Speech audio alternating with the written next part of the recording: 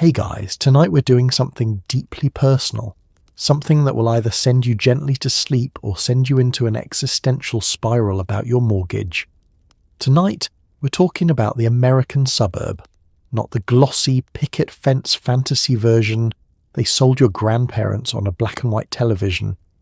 I mean the real thing, the cul-de-sacs, the HOA violation letters, the suspiciously identical houses, the slow, creeping realization that you drove 45 minutes to work today and also somehow your lawn is too long. Before we get into it, a quick thank you to the viewer who suggested tonight's topic. You know who you are, and honestly, based on the suggestion, I'm guessing you're lying in a house that was built in 1987 and still has the original carpet. Your input genuinely shapes what we do here, and the fact that you're part of this community means everything. If you enjoy what I put together for you, please hit like and subscribe, but only if you actually enjoy it. No pressure, none at all. Drop a comment telling me where you're tuning in from and what time it is. My guess is it's somewhere between 11:30 and 2 in the morning, and you've got work tomorrow, and you're doing this anyway. Respect. Also, a little heads up, we are now live on Spotify. If you prefer your existential suburban dread in audio form, the link is down in the description. Now, dim those lights, put on a fan, pull the covers up, maybe look around your bedroom for a second at the popcorn ceiling, the builder-grade fixtures, the window that's just slightly drafty no matter what you do, and settle in. Because before we dive in, I want you to really sit with a few questions. Have you ever looked at your neighbourhood and wondered, how did we get here? Who decided that every house on a street should look exactly the same, but in 4 slightly different shades of beige? Did anyone ever actually use a formal dining room, or did we just build them for 30 years out of habit? What happened to front porches? Why do suburbs feel simultaneously like everything and like nothing? Was the dream ever real, or was it always just a really well-marketed cul-de-sac leading back to itself? Congratulations. You have just woken up in post-war America. The year is 1947. The war is over, the soldiers are home, the factories are humming. And someone, somewhere, just got the idea to build 1,000 identical houses in a field in Long Island and call it paradise. Good luck. Let's start at the very beginning. Not with the suburb as you know it, that tangle of strip malls and left-turn-only lanes, but with the original vision, clean, cheap, hopeful, and slightly terrifying in its ambition. The year is 1947, and a man named William Levitt is standing in a potato field in Nassau County, New York, looking at it the way a developer has looked at open land for the entirety of human history, like a problem to be solved, at high speed.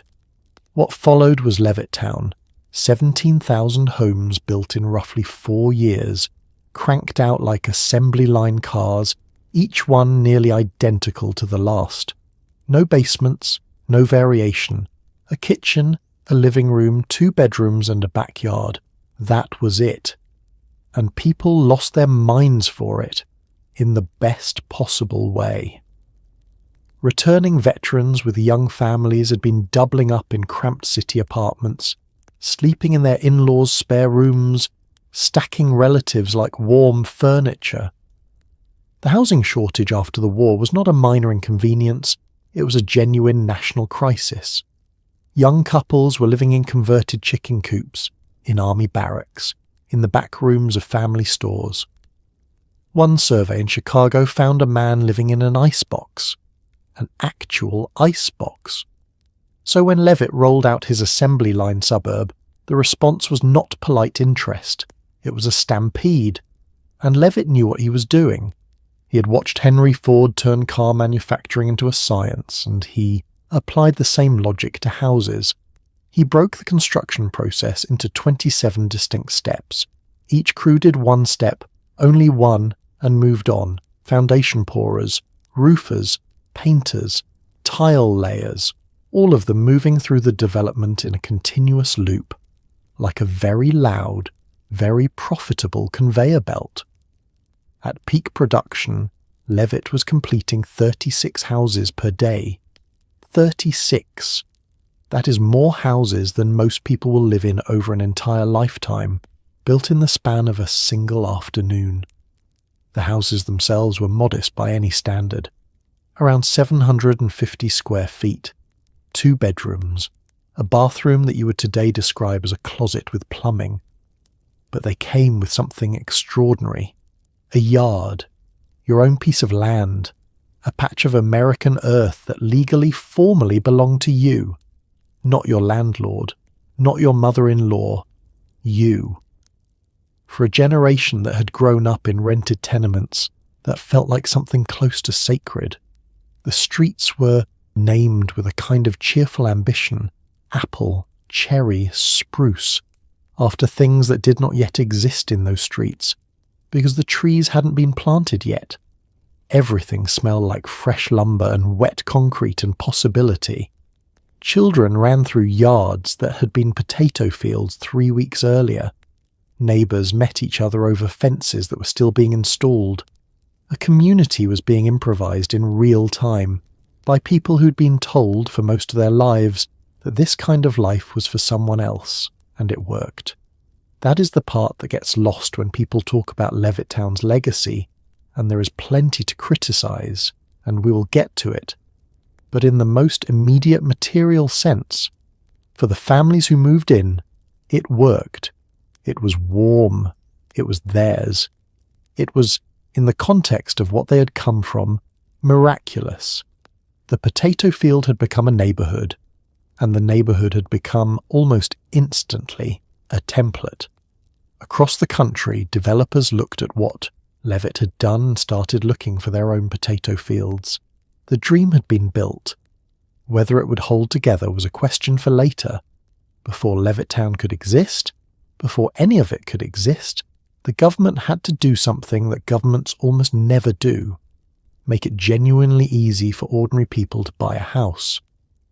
Enter the Servicemen's Readjustment Act of 1944, known to everyone as the GI Bill, which is a much friendlier name for a piece of legislation that essentially rewired American society from the studs out.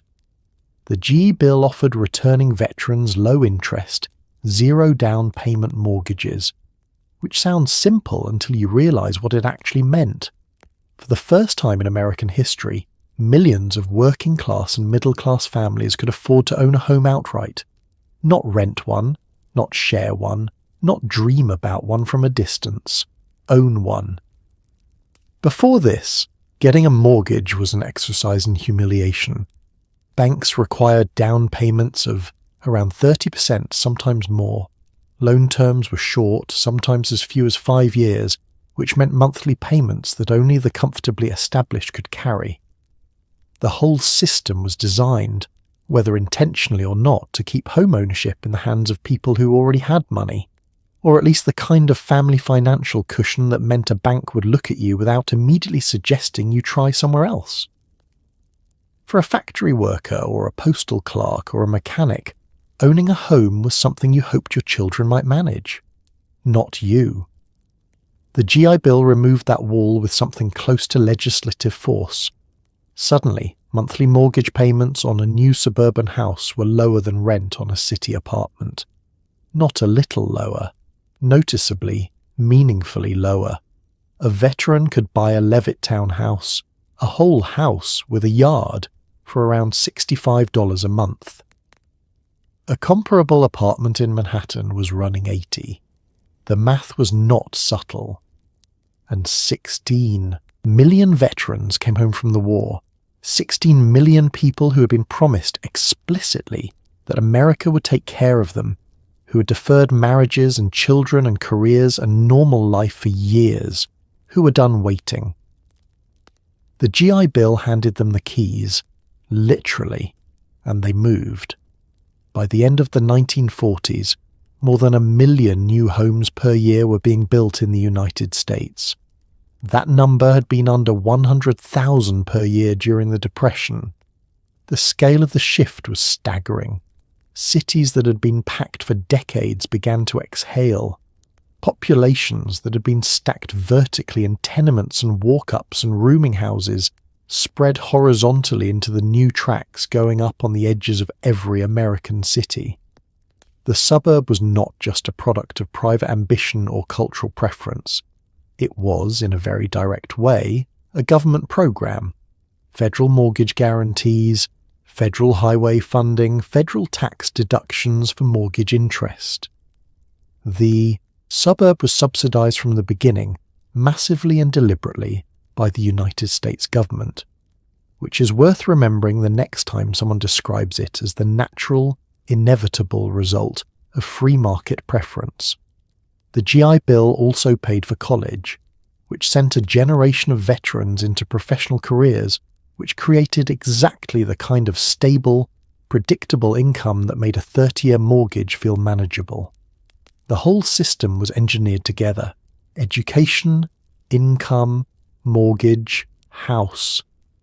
A machine for building a middle class. It worked extraordinarily well.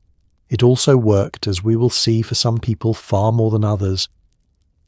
But in 1947, standing in a brand new kitchen in a brand new house on a brand new street, most people were not thinking about the fine print. They were thinking, we made it. If you want to understand why the American suburb worked as a cultural idea, why people genuinely believed in it, longed for it, saved for it, you have to spend some time in the kitchen, specifically the post-war American kitchen, which was less a room and more a carefully designed advertisement for a particular kind of life.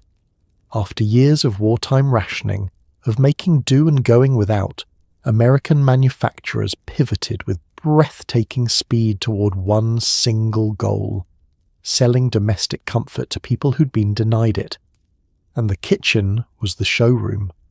Gleaming refrigerators, electric ranges with 4 burners and a broiler and a little light inside the oven window that felt, in 1948, genuinely magical. Automatic washing machines tucked into clean utility rooms, linoleum floors in cheerful patterns, boomerangs, starbursts, geometrics that managed to feel both futuristic and homey. Formica countertops and colours with names like Harvest Gold and Turquoise Mist and Coral Charm, which somehow sounded glamorous at the time and now sound like the names of expired nail polishes. Everything was easy to wipe down. Everything was new. Everything gleamed. The appliance industry, which had been making military equipment for the previous 4 years, threw its full manufacturing capacity at the American kitchen and produced something closer to a propaganda campaign than a product line. Magazines like Better Homes and Gardens, which had modest pre-war circulations, exploded. Women's magazines in general exploded. Ladies' Home Journal, Good Housekeeping, McCall's, all of them showing women in immaculate dresses standing in immaculate kitchens, holding casseroles with expressions of serene fulfillment. The message was clear, relentless, and extremely well designed. This is what the good life looks like. This room, right here, with the electric mixer and the matching canisters and the window above the sink that looks out onto the backyard. This is what you fought for a generation that had genuinely survived catastrophe, that had eaten government cheese and rationed sugar and gone without nylons and rubber and butter. The shiny kitchen in the new suburban house was not a luxury. It felt like proof. Proof that the Depression had not broken them. Proof that the war had been worth it. Proof that the future was going to be different from the past, better and cleaner and easier and fully electric. The refrigerator in particular deserves a moment. Before mechanical refrigeration became standard in American homes, which happened gradually through the 1930s and 40s, food storage was a daily anxiety. Ice was delivered, leftovers were a gamble, milk had to be used fast. The refrigerator did not just keep food cold, it changed the structure of daily domestic life, reduced spoilage, reduced shopping trips, reduced the cognitive load of feeding a family. It was a genuine, life-improving technology, and the way it was marketed as glamour, as status, as the visible reward of the good American life, was not entirely dishonest, because it actually was all of those things. What the gleaming kitchen also did quietly, without advertising it on the cover of Good Housekeeping, was assign that room to one person. The magazines showed women in it. The appliance ads showed women using it. The assumption was so complete it was barely an assumption. It was architecture. The kitchen was hers. The commute was his. The house, for all its modernity, was organised around a division of labour that was considerably older than the electric range. The new kitchen made it more efficient. Nobody mentioned it made it lonelier. At some point in the late 1940s and early 1950s, America collectively decided that the mark of a respectable person was a rectangle of grass in front of their house, uniformly green, uniformly short, and absolutely not allowed to go longer than 2 inches without attracting the quiet fury of every neighbour within visual range. The lawn. Where did it come from? Why do we care so much? And why to this day does a single dandelion feel like a moral failing? You don't eat the grass. You can't sell the grass. The grass serves no function except to be grass. And yet here you are, spending money on fertiliser and weed killer and a mower with more horsepower than your first car every single spring, because otherwise you become that house. The obsession with the lawn has aristocratic European roots. Grand estates in 18th century England and France maintained elaborate grass gardens as a display of wealth, because only someone with a lot of land and a lot of servants could afford to grow something you couldn't eat. Grass that was purely ornamental was essentially a flex. When that aesthetic crossed the Atlantic, it slowly democratized into a middle-class social contract. Your lawn is a public declaration of your character, your discipline, your standing in the community. A well-kept lawn said, "I am on top of things." A ragged lawn said, "Something has gone wrong in there."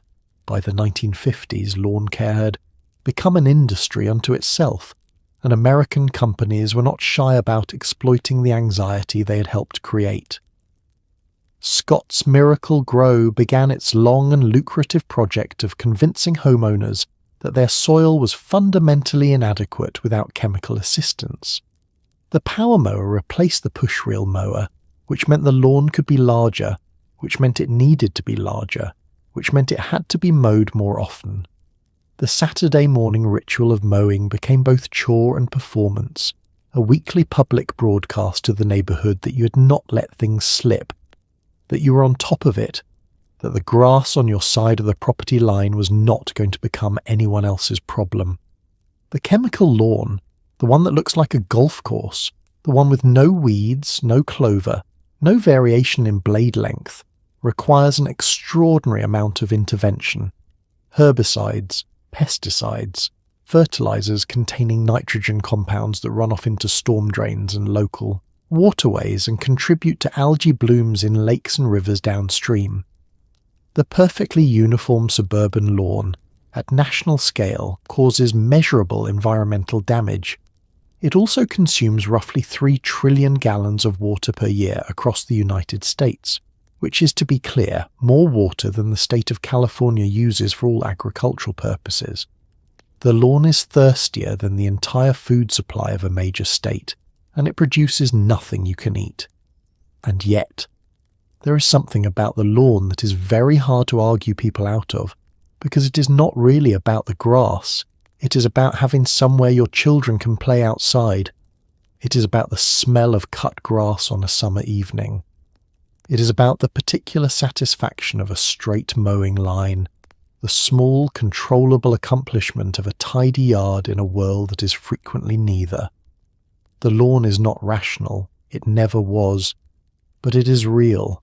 It is the suburb's most honest confession that the dream was always partly about appearances, and the appearances were always partly for yourself. Here is the problem that nobody mentioned in the brochure. When you move everyone out of the city and into the suburbs, they still have to get to the city every morning, and so begins the commute. One of the defining and quietly soul-destroying features of post-war American life that has never really been solved, only normalised. In the early days of Levittown-style suburbs, commuting was a novelty. People drove their new cars and everyone was buying new cars because the auto industry had emerged from the war with massive production capacity and an urgent need to redirect it at civilians along relatively empty roads to relatively nearby workplaces, and it felt fine. It felt like freedom, actually, because a car in post-war America wasn't just transportation. It was the physical embodiment of personal liberty. The car said, I go where I want. I stop when I want. I answer to no transit schedule and no route, map and no driver whose name I do not know. The car was privacy on wheels, a room of your own that moved. For people who had grown up in crowded apartments and ridden packed subway cars and waited in the cold for buses, the solitary commute in a private automobile felt like a gift. Even if the radio only got 3 stations, even if the heater took 15 minutes to warm up, you were alone, moving, and the road was relatively clear. The Interstate Highway Act of 1956 changed the geometry of everything.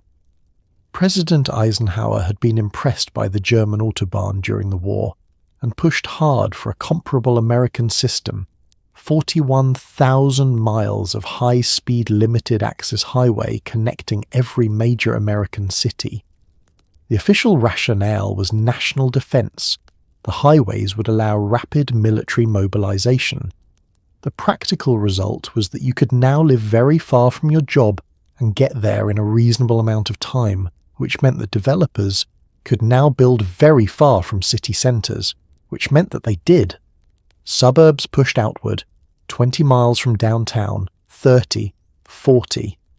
Land was cheap at the edges, and cheap land meant bigger houses, and bigger houses sold better, and the whole machine accelerated. The commute that had been 20 minutes in the early 50s stretched to 30, then 45, then an hour in optimistic traffic, and people kept moving farther out anyway, because the house at the end of the drive was bigger, and the school district was newer, and the neighbourhood was quieter, and surely the traffic would eventually improve. It never improved. Nationally, the average one-way commute today is about 27 minutes, which means the average American spends roughly 4.5 full days per year sitting in a car, moving between the place where they sleep and the place where they work. The true cost of the commute was never just time.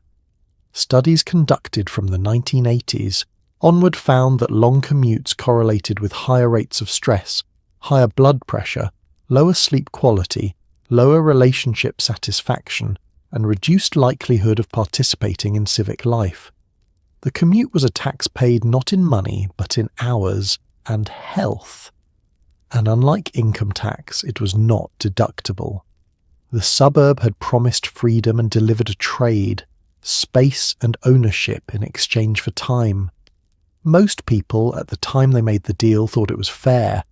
Whether it remained fair was something they tended to recalculate somewhere around the 3rd hour of a Tuesday back up on the interstate, staring at the brake lights of the car in front of them, eating a granola bar that had been in the cup holder since last Thursday.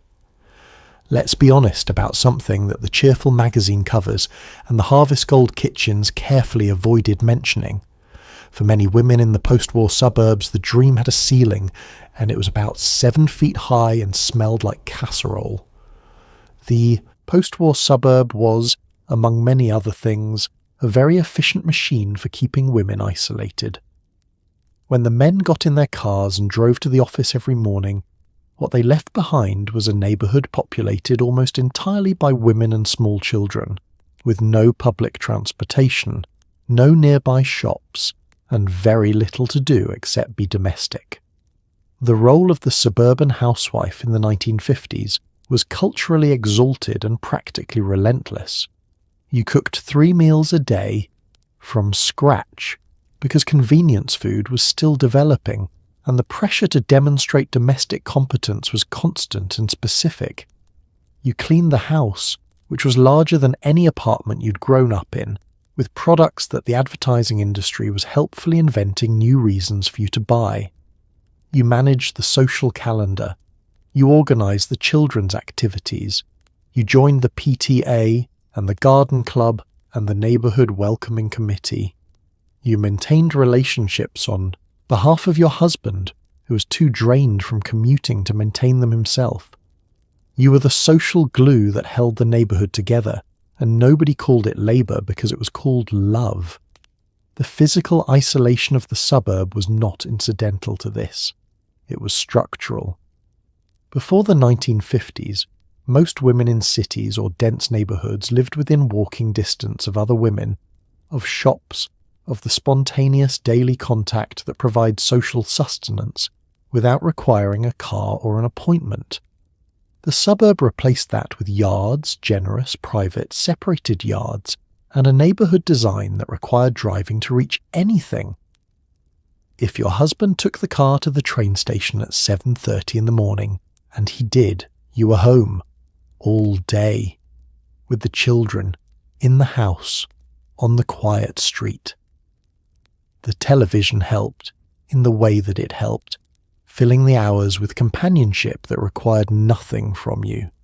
Daytime programming was designed explicitly for homemakers, soap operas, game shows, cooking demonstrations, a screen to occupy the long middle of the day, and the content of that programming reinforced with remarkable consistency that this was the life, that these were the concerns worth having, that the kitchen and the children and the cleanliness of the bathroom grout were the appropriate scope of a woman's ambition. Betty Friedan, writing in 1963, called it the problem that has no name, this pervasive unspoken unhappiness among educated women who had been handed a beautiful house and told it was everything, and who found, quietly and with considerable guilt, that it wasn't, that the house was not enough, that being good at something you had not chosen was not the same as being fulfilled. The guilt was part of the trap. How dare you be unhappy? Look at what you have. Look at the refrigerator. Look at the yard. The suburb had been built to house a dream, and for the men who went to work every morning it mostly delivered.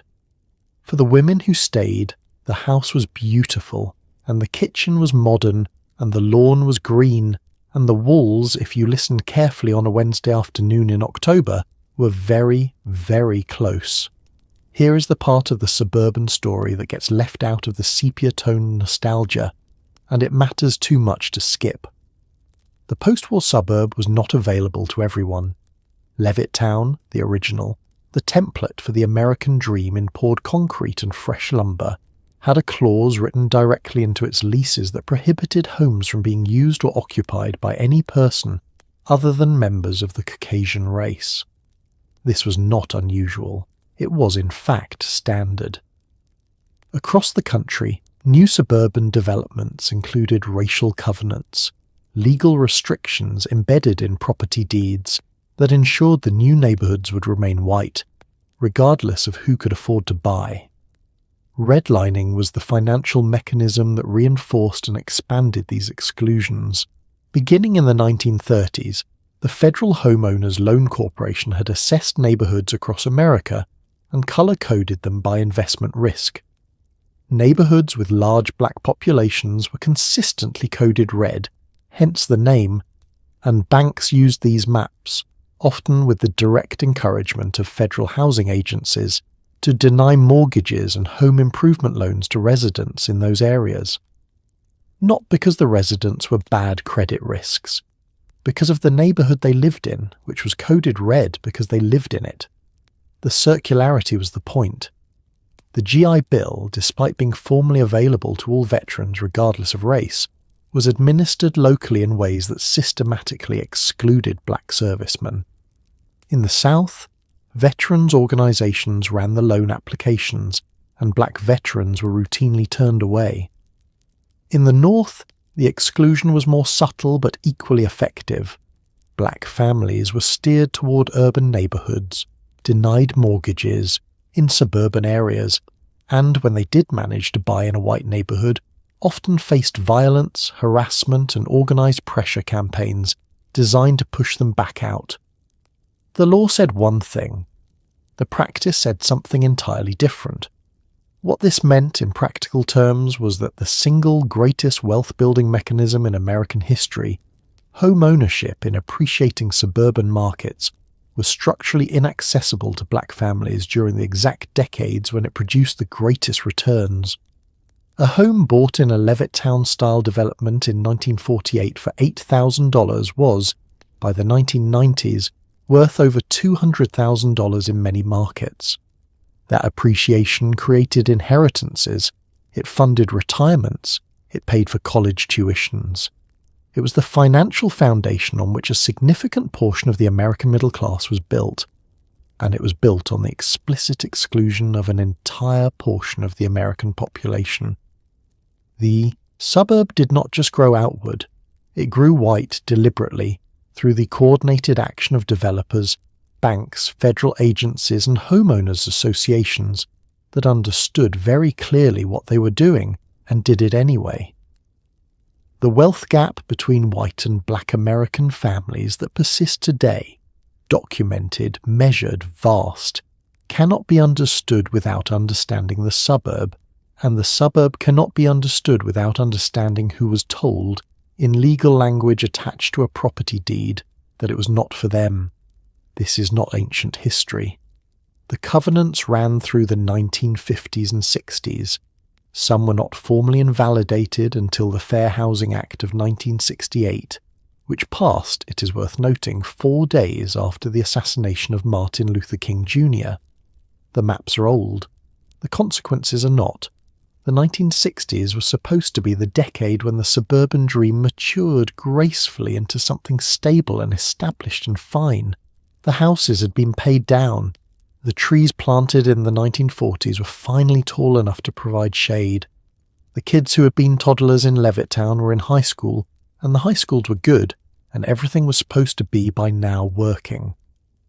Instead, the 1960s were the decade when the cracks started showing.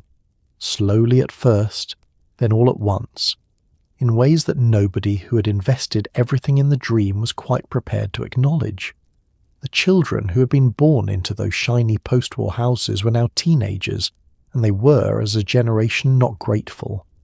Not in the way that had been anticipated.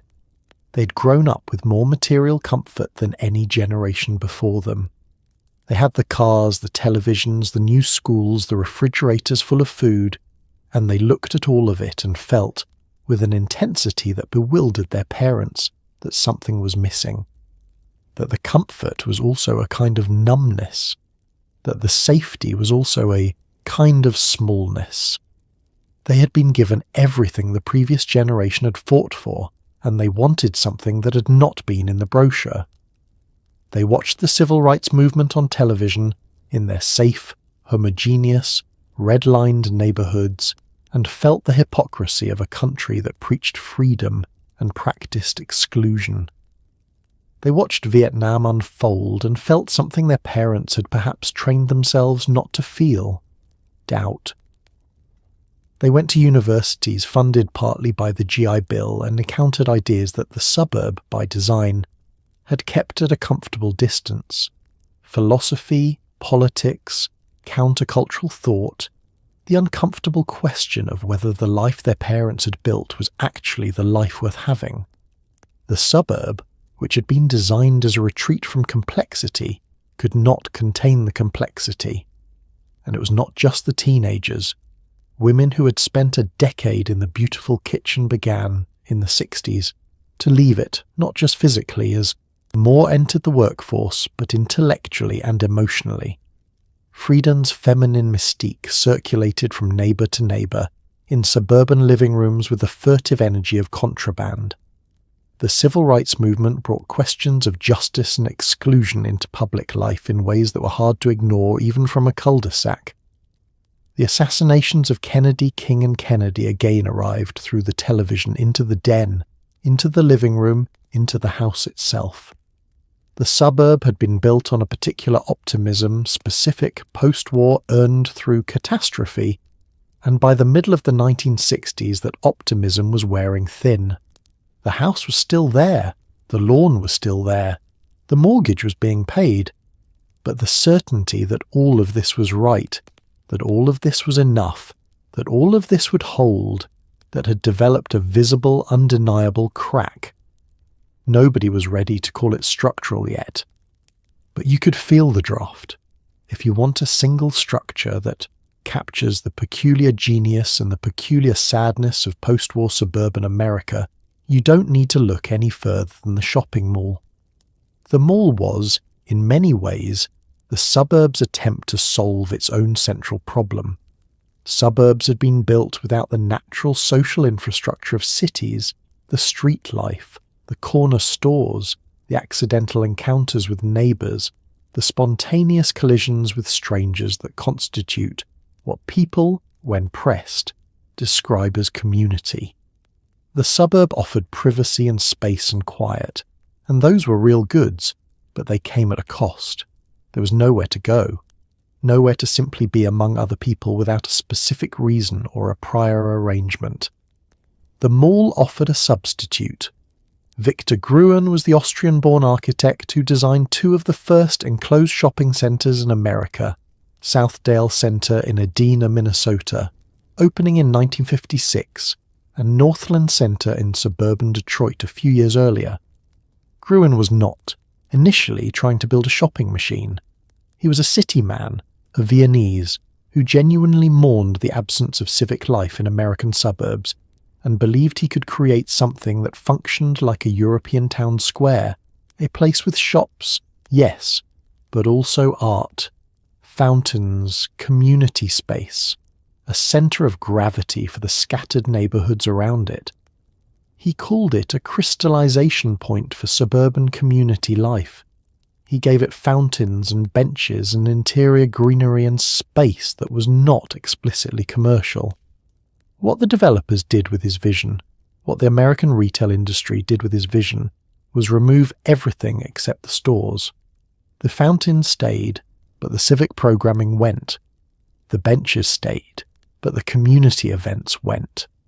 What remained was a perfectly engineered environment for spending money, designed with considerable psychological sophistication. No windows, so you couldn't see whether it was day or night or whether the weather had turned. No clocks, for the same reason. Anchor stores at opposite ends, so you had to walk past every smaller retailer to get from one to the other. Layouts designed to feel intuitive while actually being slightly disorienting, because slightly disoriented people browse more. By the 1970s and 80s, the mall was the social centre of suburban teenage life, in a way that was at once vibrant and completely synthetic. The food court, the anchor stores, the same 12 retailers in every mall in every suburb in every state, the same Orange Julius, the same Cinnabon, the same everything, replicated so precisely that you could be dropped blindfolded into any of them and not know which city you were in. A perfect climate-controlled, hermetically sealed world. Safe for children, convenient for mothers, a reliable destination in a landscape that otherwise offered none. Gruen spent the last years of his life repudiating what had been done with his idea. He called it Gruenification, the spread of mall culture, and he meant it as an insult. He never received royalties from Southdale. He died in 1980, having watched his crystallization point become, in the hands of American capitalism, the thing it is. The community space without the community, the town square without the town. And then, quietly over the following decades, the people stopped coming, and the anchors closed, and the food court went dark, and the mall began its long and melancholy process of becoming something else, a storage facility, a church, a call centre, a ghost, which is, depending on your feelings about retail, either tragic or deeply satisfying. The 1970s were a strange time in the suburbs. The optimism had dimmed somewhat. There was an oil crisis. There was inflation. There was the general ambient vibe of a country that had been through a great deal in a short time and wasn't entirely sure what it believed anymore. But the building kept going. If anything, it accelerated because Americans had not yet learned that more and better were not always pointing in the same direction.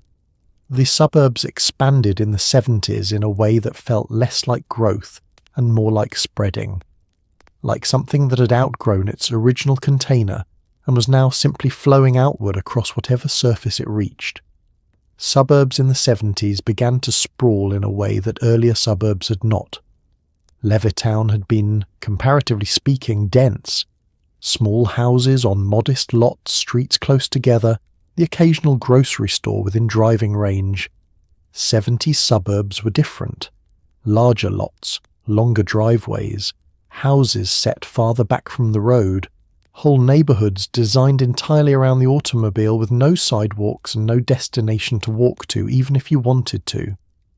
The lot sizes grew, the houses grew to fill them, the setbacks from the street grew, and the result was neighborhoods where the distances between things felt slightly wrong, too far to walk, not far enough to feel like a journey, just far enough to be annoying. The aesthetic was ranch style, single-story, wide, with an attached garage that ate the entire front face of the house, so that what you saw from the street was mostly garage door. 2 garage doors, if you were doing well. A whole architectural vocabulary of automotive priority, where the most prominent feature of your home's public face was the structure that housed your cars rather than the door through which you entered. Front porches, once a defining feature of American domestic architecture, a place to sit in the evening, watch the street, wave at neighbours, exist semi-publicly in the manner of a functioning community, had largely disappeared by the 70s. Nobody sat on the front of their house anymore, because the front of the house was the garage. Inside, the ranch houses of the 70s were carpeted in colours that can only be described as a collective aesthetic fever dream. Avocado green, harvest gold, burnt orange, a brown so dense it seemed to absorb available light like a small decorative black hole. Shag carpet in particular, deep, thick, textured, was everywhere, on floors where it made some sense and on walls where it made none. Wood panelling covered living room walls with a dark cave-like persistence. Drop ceilings, acoustic tile, rooms that managed to be both large and dim, comfortable and slightly oppressive, in a way that felt extremely of the moment and absolutely right, and that people 20 years later would be ripping out of houses with the focused urgency of removal. The suburbs were winning, square footage-wise. That much was clear. Whether anyone was happier inside all that square footage was a question that the carpet seemed to absorb along with most of the light. The country was in a complicated mood. The dream was still operational. The mortgage was still being paid. The lawn was still being mowed on Saturdays by someone who had driven home from an office 45 minutes away and would drive back on Monday and would do this for another 30 years, because this was what you did. This was the deal. The deal had always been the deal. The carpet was just part of the deal. One of the more uncomfortable chapters in suburban history is the phenomenon that demographers and sociologists called white flight, a term that is both accurate and, when you actually look at what it meant in practice, quietly devastating. Beginning in the 1950s and accelerating sharply through the 60s and 70s, large numbers of white middle-class families left American cities and moved to the suburbs, not purely for the bigger yards and the good schools, but in direct response to the desegregation of city neighborhoods. As black families, many of whom had migrated north during the Great Migration, seeking work and something approaching safety, began moving into previously segregated urban neighborhoods, white families left. Rapidly, systematically. Sometimes within months of a single black family moving onto a block, entire streets would turn over. The speed of it was staggering. Sociologists documented neighborhoods that went from nearly entirely white to nearly entirely black within 5 years. Not because anyone was forced to move, because the real estate industry, through a practice called blockbusting, was actively encouraging them to.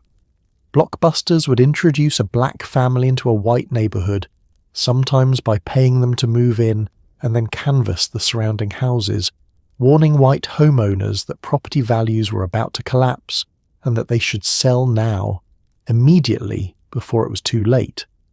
Then they would buy the houses cheap from panicked white sellers and sell them at inflated prices to black buyers who had no other options, because most of the rest of the city was still redlined. It was a machine for extracting money from racism, and it worked extraordinarily efficiently. What left with the white families was the tax base. Property taxes fund public schools in the United States.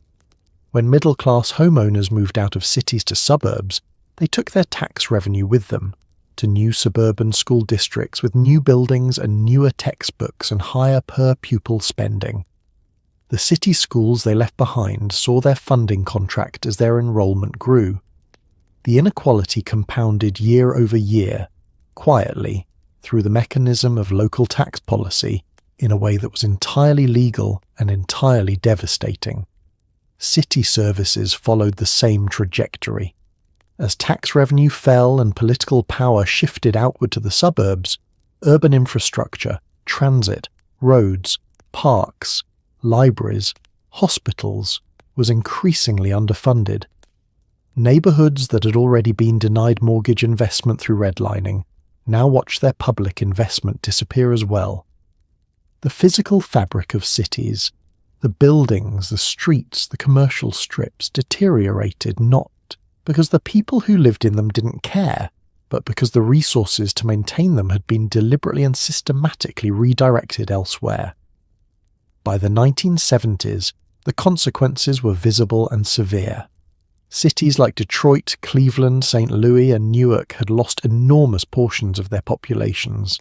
Downtowns emptied. Manufacturing had left too, following the highways to suburban industrial parks, taking the blue-collar employment base that had sustained urban working-class communities for generations. Arson became common in the South Bronx and in parts of Detroit, landlords burning buildings for insurance money, rather than maintaining them for tenants who couldn't pay enough rent. The imagery of burning American cities in the 70s was real, and it was the downstream consequence of decisions made in the 40s and 50s about who got to buy a house and where. The suburb gleamed, the city hollowed, and the distance between them, physical, economic, educational, political, grew wider every year. The people who left told themselves it was about schools, about safety, about opportunity, and some of that was true. But the mechanism was race, and the consequences lasted decades. Some of them are still accumulating now. The ranch house deserves its own moment, because it is in many ways the physical expression of a particular mid-century American philosophy. Life should be horizontal, comfortable, and require as little effort as possible to navigate. No stairs, everything on one level, the bedroom at one end, the kitchen at the other, the TV in the middle, a floor plan so logical and so efficient that it became, by the 1960s, the dominant form of new suburban construction. It was practical, it was accessible, and it had an attached garage, always the garage, pointing outward at the street like a statement of priorities that announced, from the curb, exactly what this house considered most important. The ranch house was born in California, where the climate and the Spanish colonial architectural tradition both encouraged low, spreading, single-story structures. Cliff May, the San Diego designer often credited as the father of the American ranch house, developed the form in the 1930s as an adaptation of the Spanish hacienda, a long, informal, indoor-outdoor house, organized around a courtyard, opening onto the landscape rather than closing against it. It was warm, livable, and elegantly suited to the California climate. What happened to it when it was mass-produced for the subdivisions of Ohio and Michigan and New Jersey was something May spent considerable energy mourning. The mass-market ranch house kept the horizontal form and lost almost everything else. The courtyard became a backyard. The connection to the landscape became a picture window looking onto the lawn. The informal flow between inside and outside became a sliding glass door onto a concrete patio. The warmth of the original was replaced by a kind of cheerful efficiency, a house that worked, that was easy to heat and cool, that required no stairs and therefore no problems for aging joints, but that did not particularly aspire to beauty or distinction. It aspired to function, and it largely achieved it. Inside, the ranch house was more flexible than the older two-story colonials and Cape Cods it was replacing. The living room, dining area and kitchen often flowed together in an open arrangement that anticipated the open-plan obsession of the 2000s by several decades. It was, in this sense, genuinely ahead of its time. Families actually used these spaces. The kitchen was not isolated from the rest of the house. You could watch the children in the living room while cooking dinner, which sounds unremarkable now but was a genuine domestic innovation in 1955. And then the 1980s arrived, and the ranch house was deemed insufficiently impressive. The decade wanted height, two-story entries, vaulted ceilings, grand staircases that announced your arrival to anyone in the foyer. The ranch house, sitting modestly at ground level, had nothing to announce. It was just there, useful and unpretentious, which in the 80s was basically an insult. Developers stopped building them. Buyers stopped requesting them. The ranch house slid into a strange cultural limbo, too recent to be charming, too modest to be aspirational, too functional to be ignored. Now it is back. The ranch house has been quietly rehabilitated by a generation of buyers who discovered, after a decade of open houses in oversized colonials, that they did not actually need a grand staircase. They needed one floor, reasonable square footage, and a kitchen that didn't require a map. The original insight turned out to be correct. It just took 40 years of bad alternatives to prove it. At some point in the long and complicated story of the American suburb, someone decided that having a city, government and a state government and a federal government was not quite enough governance for a neighbourhood of identical houses in a cul-de-sac, and the Homeowners Association was born. The HOA, for those fortunate enough not to have encountered one, is a private organisation that governs a residential community through a set of rules called covenants, conditions, and restrictions, a document that, if you actually read it, contains regulations covering the colour you may paint your front door, the height of your grass, the species of tree you may plant in your yard, the positioning of your garbage cans, the type of holiday decorations permitted, and the dates between which they must be removed, and, in some cases, the number and breed of pets you're allowed to own. The HOA emerged as a governance structure attached to the wave of planned subdivisions in the post-war era, promoted by the Federal Housing Administration as a way to maintain property values in new developments. The logic was tidy. If everyone agrees to keep their yard neat and their house maintained, the neighbourhood stays attractive, property values stay high, and everyone's investment is protected. In theory, a community compact. In practice, a remarkable engine for neighbour-on-neighbour conflict over issues that would astonish any previous civilization that had faced actual problems. The HOA collects dues, monthly, sometimes quarterly, that go toward maintaining common areas, enforcing rules, and funding the association's operations, which include, at minimum, someone to write the letters. The letters are the HOA's most distinctive product. They arrive in envelopes that radiate a specific kind of passive-aggressive authority, informing you that your mailbox is the wrong shade of black, that your basketball hoop has been left in the driveway past the permitted hours, that your holiday lights were removed on the 27th rather than the 26th, and that this is the third reminder, and continued non-compliance may result in a fine. The fines are real. People have lost their homes in HOA foreclosure proceedings over unpaid fines for grass that was an inch too long. This is a thing that has happened in America. The HOA operates as a private government. It has the power to assess fines, place liens on property, and in some cases foreclose, but its leadership is elected at meetings that are attended typically by between 4 and 8 people, most of whom have very strong feelings about parking. The people who run HOAs are not, as a rule, tyrants. They are neighbours who care, sometimes intensely, about property values and community standards, and who have been handed a rule book and a mandate and a certain amount of legally enforceable authority, and who are doing their best with it. The problem is structural.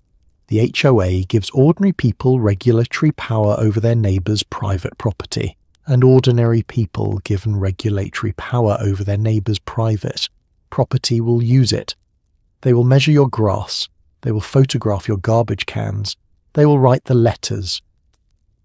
The HOA is, in a very specific way, the suburb's AD, the part of the suburban psyche that is all about control and conformity, and the quiet terror that someone nearby might do something different and get away with it. The lawn had to be the right length, the house had to be the right colour, the garbage cans had to be invisible by 7 p.m. on collection day. Everything had to look right, all the time, from the street. The HOA made sure of it, whether you liked it or not. The 1980s arrived and the suburb looked in the mirror and said, "Not impressive enough."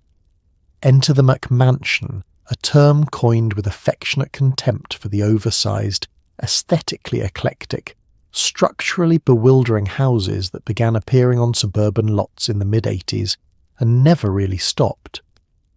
The McMansion was not a mansion. It was a large house cosplaying as a mansion, typically built quickly on a smaller lot than its scale implied, with architectural details borrowed from half a dozen different styles and combined in ways that a trained architect would describe charitably as ambitious, and everyone else would describe as a lot going on. The 2-story entry foyer was the McMansion's signature feature and its most honest statement of purpose. You walked in and you were standing in a large, tall, essentially empty space that served no function except to make you feel, upon arrival, that you had arrived somewhere. Above you, a chandelier. To one side, a staircase with decorative iron balusters. Ahead of you, double doors leading to a formal living room that would be used approximately never. The formal living room existed not to be lived in, but to be seen, visible from the entry, furnished with furniture that was uncomfortable by design, because comfortable furniture invited the wrong kind of behaviour in a room meant for presentation. There was also a formal dining room separated from the eat-in kitchen by a butler's pantry that contained no butlers. The formal dining room was used for Thanksgiving, Easter, and the one dinner party per year that justified its existence. On the other 363 days, it housed a table that needed polishing, and chairs that accumulated decorative objects. The master bedroom suite, the word suite doing significant work, had grown to the scale of a small apartment. Walk-in closet, ensuite bathroom with double vanity, jetted tub that would be used exactly twice before being repurposed as an elevated shelf for bath products, and a single scented candle purchased in 2004. Outside, the McMansion's facade was an architectural collision, Palladian windows next to vinyl siding, a pediment over the garage, a turret that referenced nothing in particular. The lot was smaller than the house's scale suggested, meaning the McMansion sat close to its neighbours on both sides, separated by thin strips of lawn, enormous and intimate simultaneously, like wearing a ball gown in a studio apartment. Builders had discovered that buyers would pay for the impression of grandeur more reliably than they would pay for actual quality, so the interiors were often constructed quickly, with builder-grade materials behind the impressive facades. Thin walls, hollow-core doors, carpet over subfloor. The kind of construction that held together adequately for 10 years and began communicating its shortcuts around year 15. The McMansion was the architectural expression of the 80s more completely than almost anything else. It said, "Success is visible." It said, "Bigger is better." It said, The neighbours should be able to tell from the street that things are going well. It said all of this in vinyl and drywall and a chandelier that was slightly too large for the space, and people loved it. They bought it with tremendous enthusiasm. And 20 years later, their children, inheriting these houses or buying them second-hand, stood in those enormous entry foyers and thought, what were they thinking? And then they listed the house and moved somewhere smaller, and opened floor plans and bought a ranch house, and felt fine. Here is an observation that nobody talks about enough. The garage became, at some point in the latter half of the 20th century, the most important room in the American suburban house, not because of its official function, but because of its actual function, which was to serve as a pressure valve for everything that didn't fit in the official narrative of domestic life. The garage was where the rest of life happened, the part that didn't photograph well, the part that wasn't stage for company, the part that was real in the way that formal dining rooms and entry foyers were not.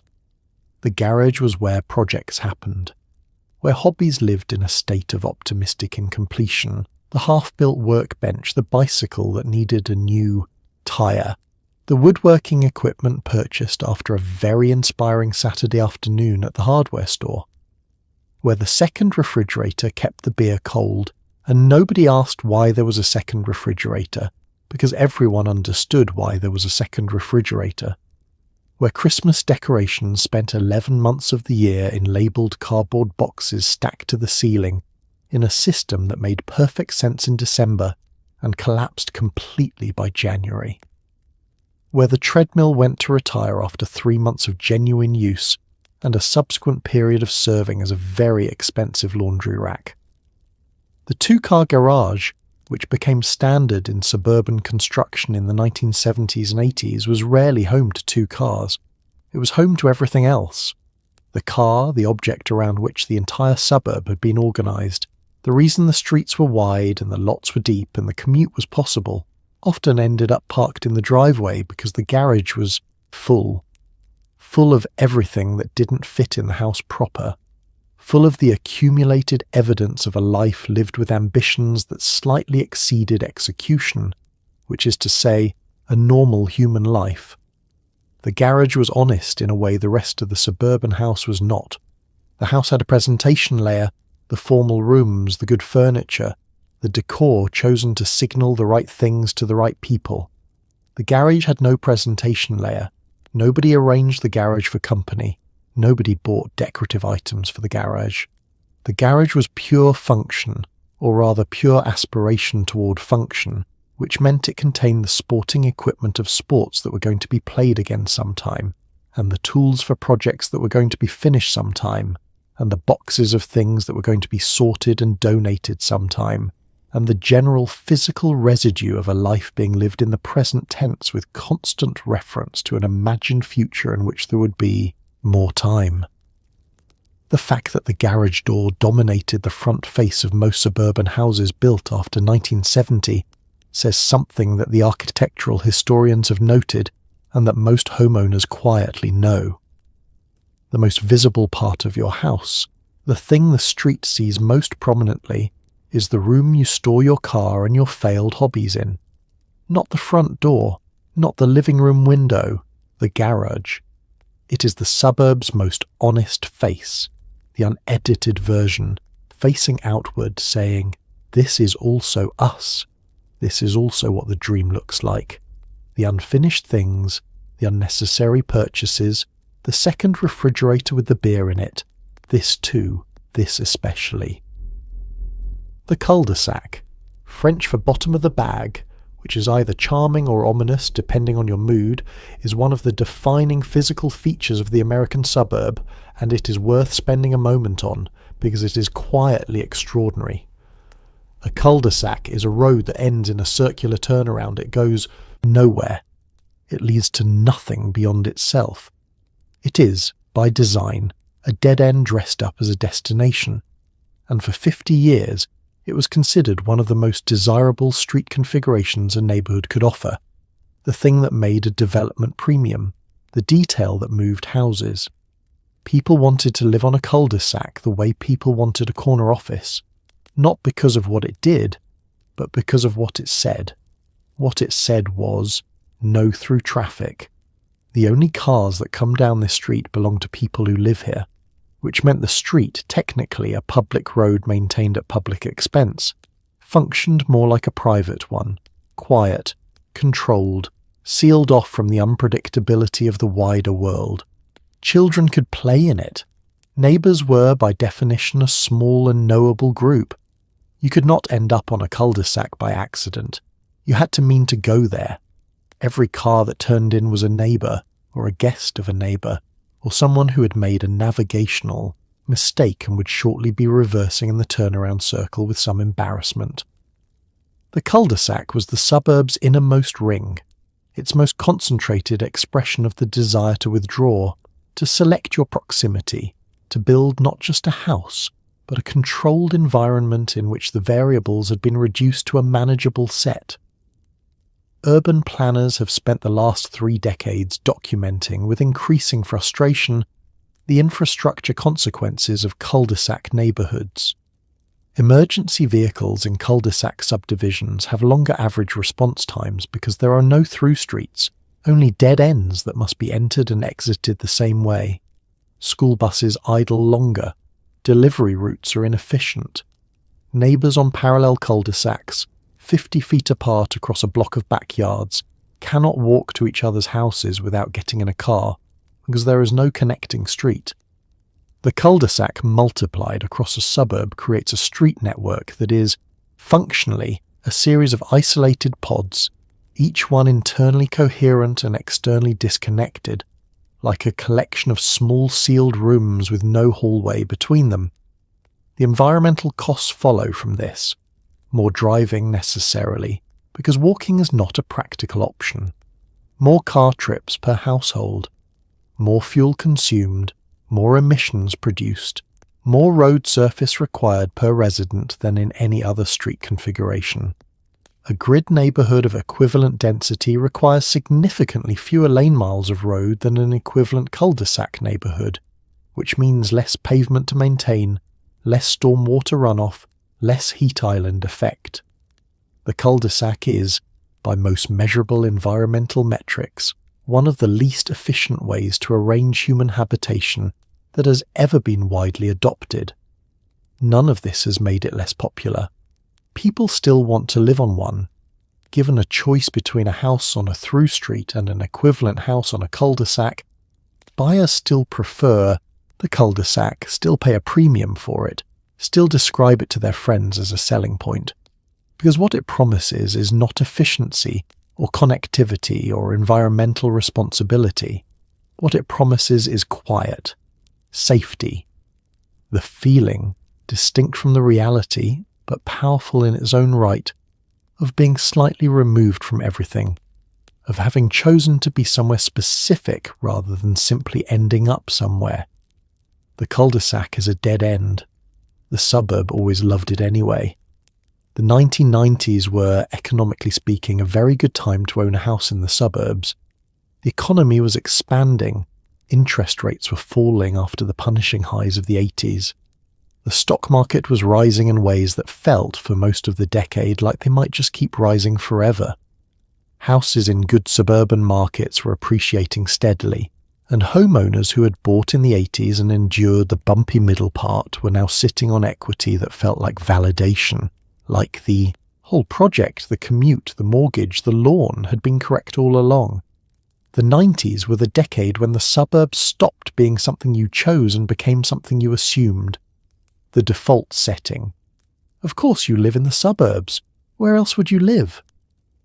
The construction kept pace with the confidence. New developments were appearing on the outer edges of every major American city. In the desert scrubland outside Phoenix, in the low swampy ground beyond Tampa's suburbs, in the flat agricultural land that sat beyond the beltway of every Midwestern metro. The land was cheap at the edges, and the houses being built on it were large, and large houses sold well, and so the machine moved outward, consuming farmland at a rate that alarmed agricultural economists and delighted developers.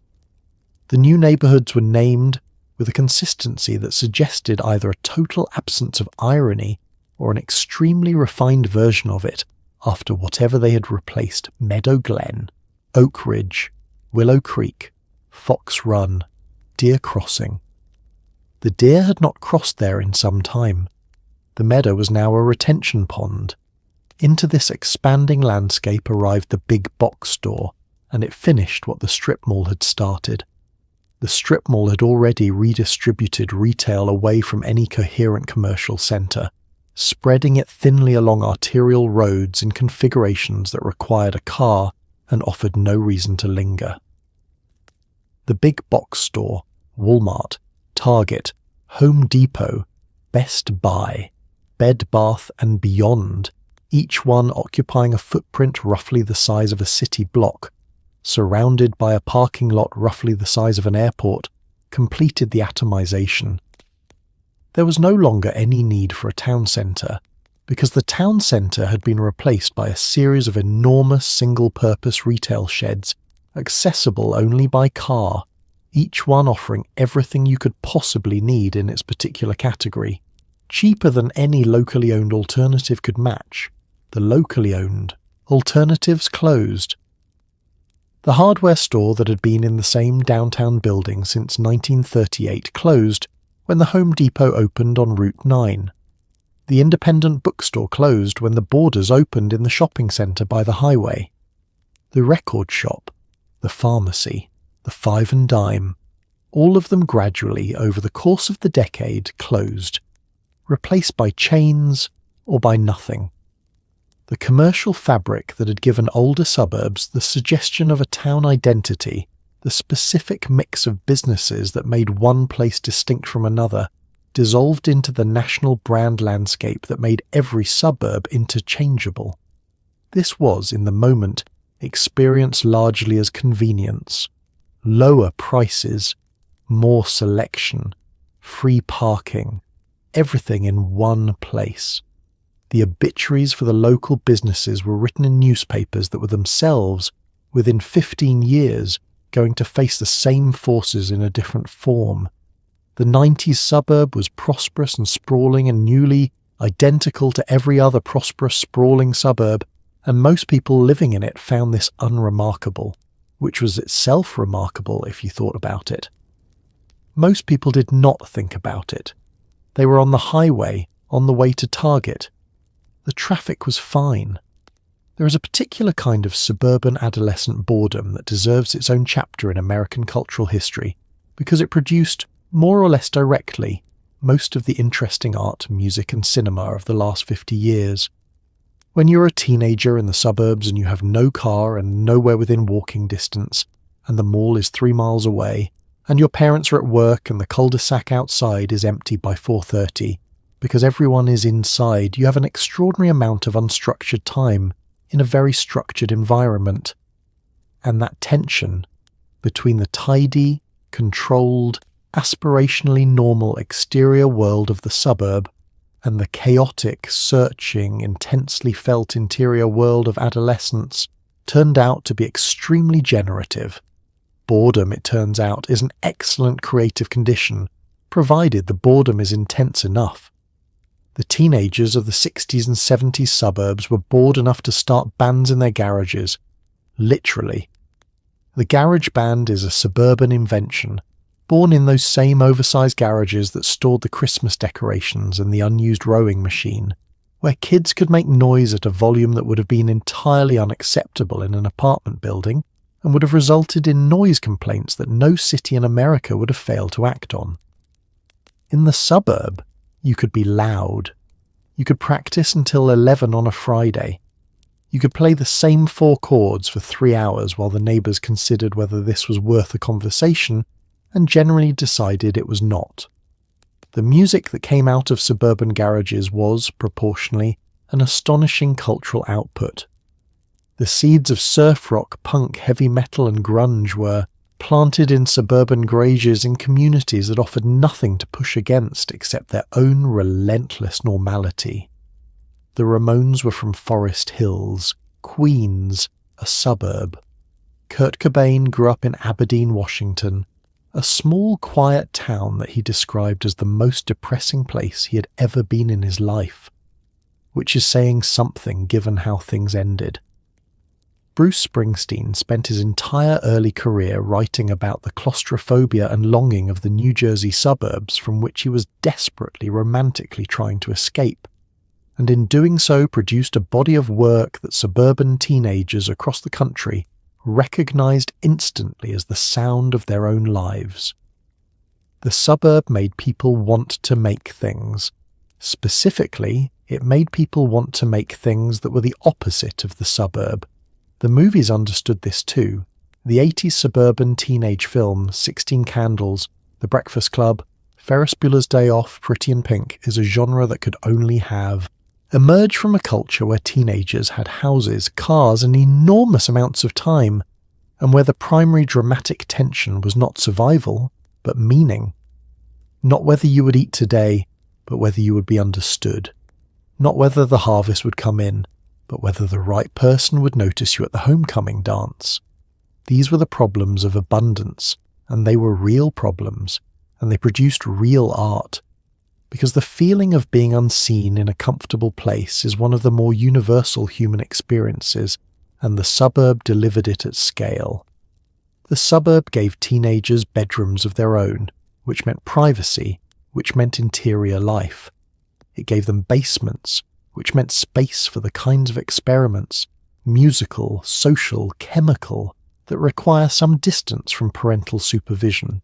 It gave them cars eventually, which meant freedom, which meant the specific teenage joy of driving somewhere for no reason at all, which is also the specific teenage joy of the suburb. Somewhere to escape from, and the means to escape, and absolutely nowhere particular to go. By the early 2000s, something strange had happened to the American house. It had stopped being primarily a place to live and had become primarily an investment vehicle, an asset to be leveraged, refinanced, extracted from, and, in the hands of the financial industry, bundled into securities and traded at a remove so great that nobody along the chain was entirely sure what they owned anymore. The house as the American dream had completed its transformation into the house as a financial instrument, and the transformation was nearly total. People talked about their homes the way they talked about stocks, not about the neighborhood or the school district or the light in the kitchen in the morning, about the appreciation rate, about the equity, about what the house next door had just sold for. The housing bubble was not a sudden event. It was the end point of a very long trajectory from house as shelter to house as aspiration to house as wealth to house as the thing you refinance to pay for the car and the vacation and the kitchen renovation, because the house kept going up and the equity kept growing, and why wouldn't you access it? It was your money. It was right there in the walls. Home equity lines of credit made it easy to convert your house's appreciation into cash, and the cash was real, and the spending was real, and the underlying assumption that the house would keep appreciating held, year after year, long enough to feel like a law of nature rather than a market condition. The mortgage industry had quietly abandoned the standards that had governed lending since the New Deal. Subprime mortgages, loans to borrowers who would not have qualified under traditional underwriting criteria, were being made in enormous volumes. Adjustable rate mortgages with low initial payments that would reset dramatically after 2 or 3 years were being sold to buyers who did not fully understand the reset. Lenders were approving applications without verifying income, without requiring down payments, without asking the questions that any serious assessment of repayment capacity would have required. It didn't matter because the loans were being immediately bundled and sold to investors, and the lenders collected the fees and moved on, and the risk travelled down the chain until it was distributed so widely that nobody could see it clearly. In the suburbs, this manifested as a construction frenzy. New developments went up on the outer edges of every major American metro, in the desert outside Las Vegas, in the sprawl beyond Phoenix, in the flat land past Orlando, in places where the infrastructure barely existed, and the economic foundation for all these houses was, in retrospect, primarily the assumption that someone else would buy them next. Houses were purchased as investments and rented out or flipped. Neighborhoods filled with houses where nobody lived, maintained by property managers and priced for an eventual buyer who would also be an investor. And then, in 2007, the music stopped. Prices stopped rising. Adjustable rates reset. Borrowers who'd been counting on appreciation to refinance their way out of payments they couldn't afford found there was no refinancing available. Defaults began, then accelerated. The securities backed by those mortgages began failing. Banks that had thought they were holding safe instruments discovered they were holding concentrated risk. The whole structure, built on the assumption that American housing prices could only go up, discovered that they could, in fact, go down. Substantially. All at once, in every market simultaneously. The house in the suburb, the dream, the asset, the retirement plan, the thing the whole middle-class project had been organised around, lost a quarter of its value in 18 months in some markets, more in others. People walked away. Neighbourhoods went quiet in a different way than they were supposed to.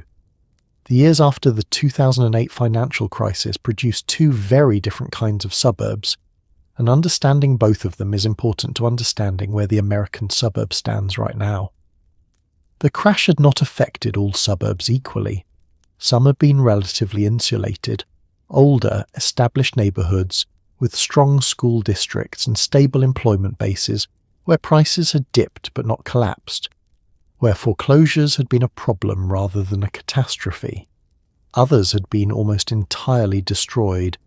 The outer ring exurban developments built on speculation in the early 2000s, in places whose only economic argument was that land was cheap and a highway was nearby. These two types of suburb had different experiences of what came after, and they tell different stories about the dream. The first kind recovered.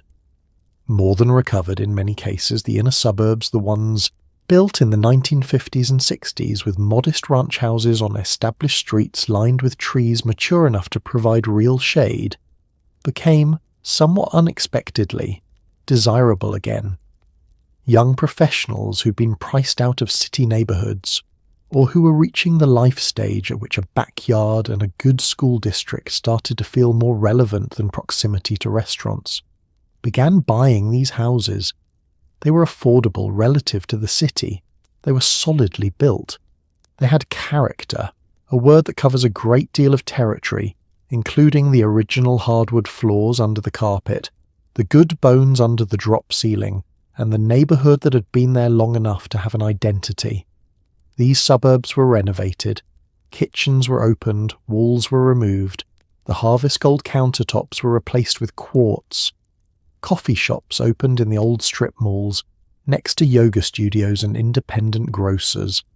Farmers' markets appeared in parking lots on Sunday mornings because the parking lots were enormous and largely empty on Sunday mornings, because the big box store they'd been built for had closed when the anchor moved to a larger facility 3 miles further out. The inner suburb was gentrifying, using the same mechanisms and producing some of the same displacements that had characterized urban gentrification a decade earlier. The second kind did not recover. The exurban fringe developments, built 45 minutes from the nearest employment centre in places where the land was cheap, precisely because there was no other reason to be there, were simply left. Half-finished streets with curbs and fire hydrants but no houses. Model homes sitting in various states of completion, their construction financing having evaporated with the banks that provided it. Completed neighbourhoods where the foreclosure rate had run so high that the streets emptied within 2 years of opening. Infrastructure, water mains, sewers, roads built and paid for by municipal governments that had issued the permits in the confident years and now held the debt in the collapsed ones. Into these abandoned exurban developments moved gradually the families who had been displaced from cities by rising rents, from inner suburbs by gentrification, from anywhere closer in by the simple arithmetic of housing costs. Low-income families found that the only housing they could afford was the housing nobody else wanted, which was the housing that was furthest from everything, furthest from employment, from transit, from healthcare, from the social infrastructure that poverty anywhere requires, but poverty in the middle of a field requires most acutely. The suburb, at its edges, had become something its planners and promoters had never advertised. It had become the new geography of American poverty, quiet, spacious and stranded. For about 15 years, roughly from the late 90s through the early 2010s, there was a powerful cultural narrative that said the American city was back. Young people were choosing cities over suburbs in numbers not seen since before the post-war exodus. They were moving into apartments in neighborhoods that had been abandoned or underinvested for decades, the old warehouse districts, the former industrial waterfronts, the blocks that had emptied during white flight and sat quietly depreciating while the suburbs grew. They were walking to coffee shops and taking the subway and living without cars and declaring, with varying degrees of smugness, that the suburb was over. A relic, a mistake, a beige monument to a particular kind of fear dressed up as a particular kind of aspiration.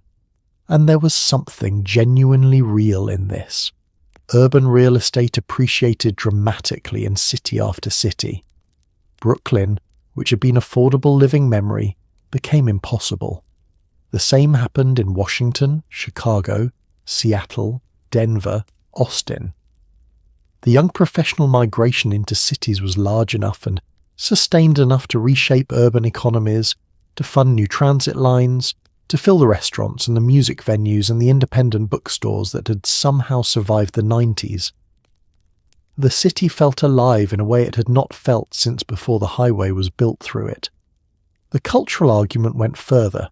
Cities were better for the environment, denser housing, less driving, shared walls that required less energy to heat. Cities were more diverse, more interesting, more dynamic. Cities were where things happened. The suburb, by contrast, was portrayed in essays, in documentaries, in the general drift of aspirational media, as the place where things did not happen, where you retreated when the interesting part of your life was over, where you surrendered, quietly, to the minivan and the school pickup line and the HOA newsletter and the slow, comfortable decline of your ambitions. This was unfair to the suburb, and it was also unfair to the city, which was in the process of becoming so expensive that it was systematically displacing the working class and middle class residents who had sustained its culture and its institutions for generations. The artist who had made Brooklyn cool could no longer afford to live in Brooklyn. The teachers and nurses and restaurant workers who made urban neighborhoods function were commuting from the outer boroughs and the inner suburbs because the neighborhoods they served had become unaffordable. The city that the young professionals were celebrating as vibrant and diverse was in the process of becoming neither, priced into homogeneity by the demand of the very people celebrating its diversity. The suburb, meanwhile, was not dead. It had never been dead. It had simply been quiet, continuing to house the majority of the American population throughout the entire period of its cultural dismissal, indifferent to its reputation, the way large, stable things tend to be indifferent to opinion. People with children and moderate incomes and preferences for yards continued to move to suburbs, quietly, in large numbers, because the math still worked in the way it had always worked, and the school districts were still better funded in the ways they had always been better funded. What the return of the city narrative got right was that something had genuinely changed in urban culture and urban economics, that the decades of disinvestment and white flight had been partially reversed, that cities were more livable than they had been in the 1970s, that density and walkability had real value, that the post-war suburb had underestimated. What it got wrong was the conclusion. The city had not replaced the suburb. The suburb had not ended. The two were negotiating a new relationship, as they always had been, and the terms were shifting again. They always shifted. Then a pandemic arrived and shifted them again, faster and more completely than anything had in 70 years. In March of 2020, a significant portion of the American workforce went home, and for the first time in the history of the commute stopped. Not slowed, not reduced, stopped. The highways emptied, the trains ran on go schedules, the parking garages downtown sat full of cars that nobody came to retrieve, because the offices above them were dark and the people who filled them were sitting at kitchen tables in apartments and houses in every zip code, blinking at laptops, trying to remember if they had always been this aware of how their neighbours walked. For the first time in decades, the house, specifically, the large suburban house with the extra bedroom and the backyard and the kitchen, big enough to actually spread out in, had a functional argument in its favour that did not rely on commute tolerance or school district rankings. If you were going to be in your house all day, every day, for an indefinite period that nobody could responsibly estimate, square footage mattered in a way it had not mattered when you were only home to sleep, eat quickly and leave again. The apartment that had been a sensible urban choice in February was, by May, a very small room in which you were also trying to conduct a professional life, supervise remote schooling, maintain a relationship, and exercise in a space the size of a generous parking space. People moved. The suburban migration of 2020 and 2021 was the largest single-year population shift in American residential history since the post-war boom. Remote workers who had chosen small city apartments for their proximity to offices now had no offices to be proximate to. They looked at the rent they were paying for 400 square feet in a city neighbourhood, and then at what the same money could buy them in a suburb 40 minutes away. And the calculation that had always been available, but never quite compelling, became, suddenly, irresistible. A house, a yard, a room that was only a home office, not simultaneously a home office and a dining room and a yoga space and a place where someone slept. The suburbs that absorbed this migration were not the outer ring exurban developments of the 2000s. They were the inner suburbs, the established ones, with the mature trees and the good bones and the recently renovated kitchens, and they absorbed the demand so quickly that prices accelerated past anything the market had seen since the bubble. Houses in desirable suburbs were selling within days of listing for tens of thousands of dollars over asking price, to buyers who had sometimes not visited in person, who had toured by video call and made offers remotely, because the competition was immediate and the inventory was thin, and the alternative was another year in an apartment where you could hear your neighbour's Zoom calls through the wall. The commute, the thing that had always been the suburb's great tax, the price you paid in hours for the privilege of the yard, was suddenly, for millions of workers, zero, which meant the calculation that had always traded time for space now offered space without the time penalty. The dream, stripped of its primary drawback, became almost irresistible, and the suburb, which had spent 15 years being dismissed as over, received the largest single wave of investment and population it had seen since William Levitt was completing 36 houses a day in a potato field on Long Island. Whether it would hold was the question nobody could answer. Remote work might persist, it might contract, offices might return, the commute might come back.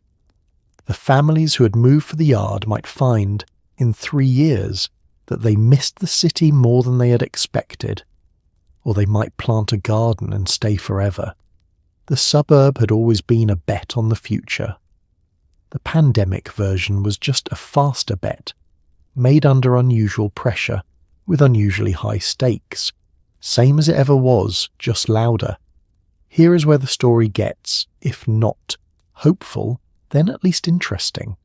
Because there are people, urban planners, developers, architects, community organisers, municipal officials who stayed late at meetings that most people did not attend, who have spent the last 30 years trying to figure out how to build suburbs differently, how to keep what was always genuinely good about them and strip out what was always genuinely bad, how to offer the space and the quiet and the school and the yard without the isolation, the car dependency, the sprawl, the exclusion, the four-way intersection with no sidewalk that requires a vehicle to cross. How to build a place that is not a city and is not the old suburb and is something that has not quite existed before. The new urbanism movement emerged in the 1990s as a formal design philosophy, associated most prominently with architects Andres Duany and Elizabeth Plater-Zyberk, who argued that post-war suburban development had made a series of specific correctable mistakes. The houses faced away from the street. The garages dominated the facades. There were no sidewalks. There was no mixed use, no corner store, no coffee shop, no reason to be outside and moving through the neighbourhood on foot. New urbanism proposed to reverse these decisions. Houses with front porches oriented toward the street, garages moved to the rear on alleys, sidewalks everywhere, a walkable town centre within a quarter-mile of every residence, mixed income and mixed-use development that put daily destinations within walking distance. The built results were genuinely interesting and, depending on your tolerance for the intentional, occasionally a little uncanny. Seaside, Florida, the town that new urbanism built most completely, designed in the early 1980s, is beautiful in a way that old Florida beach towns were beautiful, with pastel wooden houses and white picket fences and a walkable centre, and a public beach accessible to everyone. It is also the town where the Truman Show was filmed because its perfection is of a type that reads, on screen, as slightly sinister, a little too complete, a little too composed, as if the imperfections have been edited out rather than naturally absent. There is a version of the new urbanist suburb that feels like community, and a version that feels like community cosplay, and the distance between them is real, but not always easy to identify from the outside. What the movement got right was the diagnosis. The post-war suburb was car-dependent by design, and car dependency was making people lonelier, heavier, more isolated, and more expensive to serve with public infrastructure. Building places where people could walk to things, to each other, to shops, to transit, was not merely an aesthetic preference. It was a public health intervention and a fiscal one. Compact walkable development is dramatically cheaper to maintain per resident than sprawling car-dependent development, and the savings compound over decades. What the movement has struggled with is scale. New urbanist developments tend to be expensive. The quality of construction, the walkable amenities, the town centre all cost money, and that cost is reflected in prices that frequently exclude the moderate-income families who would benefit most from the design. The diverse, walkable neighbourhood turns out to be desirable enough to become unaffordable, which defeats a significant portion of the purpose. The new suburb is trying to solve a problem that the old suburb created and that the market keeps recreating in new forms. It is a genuine attempt, imperfectly executed, at something better, which is, when you think about the full history of the American suburb, at least a change in direction. When you step back far enough, when you look at the full arc of the American suburb from Levittown to the post-pandemic migration, from the GE bill to the housing crash, from the shag carpet to the quartz countertop, what you see is not a simple story of success or failure. It is something more complicated and more human than either. The suburb was at its best a genuine attempt to democratize a certain kind of life, to give people who had never owned anything, who had come through depression and war with nothing but the clothes on their backs, and a ferocious desire to build something that would not be taken from them, a yard, a house, a street, a place to anchor. A piece of ground that belonged to them in the most literal and legally enforceable sense. That was not nothing. That was, for many families, everything. The economics of what that ownership produced are measurable and real. Home ownership is the primary mechanism through which American families build wealth across generations. The house bought in 1948 and passed to a child in 1980 and sold by a grandchild in 2010 funded educations, retirements, small businesses, second chances. The stability it provided, the school you could stay in, the neighbourhood you could know had effects on children's outcomes that researchers have spent decades documenting. The suburb was imperfect housing policy and imperfect urban design and imperfect social engineering, but as a mechanism for generating and transmitting wealth to families who had previously had none, it worked. For the families it was designed to serve, what was lost was also real, and it would be dishonest to move past it quickly. The natural land, the farmland, the wetland, the forest, the grassland, consumed by suburban development across the 20th century, represents one of the largest single transformations of American landscape in history. The country paved over an area roughly the size of several mid-sized states in a matter of decades, replacing ecological diversity with lawn grass, replacing permeable soil with asphalt that channeled rainfall into storm drains and downstream into floods. The environmental accounting of the suburb, if anyone were required to present it honestly, would be staggering. The human costs of exclusion were staggering in their own way. The generational wealth gap between white and black American families that the suburb's discriminatory design helped create and maintain has not closed. It has, in some measures, widened. The communities that were denied access to the great post-war wealth-building machine are still living with the downstream consequences of that denial in educational gaps and health gaps and housing insecurity that compound through generations with the same relentless efficiency as the appreciation that other families were quietly accumulating. And the loneliness, the design flaw that produced the housewife in the kitchen and the teenager in the bedroom and the commuter in the car, the fundamental isolation baked into the architecture, the privacy that tipped into disconnection, the self-selection that produced neighbourhoods of people who were similar to each other in ways that slowly impoverished everyone. The suburb was built on the ideal of the good life lived privately, and it delivered privacy more reliably than it delivered the good life. All of this is true, and also true, the people who built it were not villains. They were people who wanted safety and space and something to pass on. The most ordinary of human desires expressed in vinyl siding and crabgrass, and a mortgage that took 30 years to pay off. The suburb is not a monument to American failure. It is a monument to American ambition, partial, flawed, costly, and real.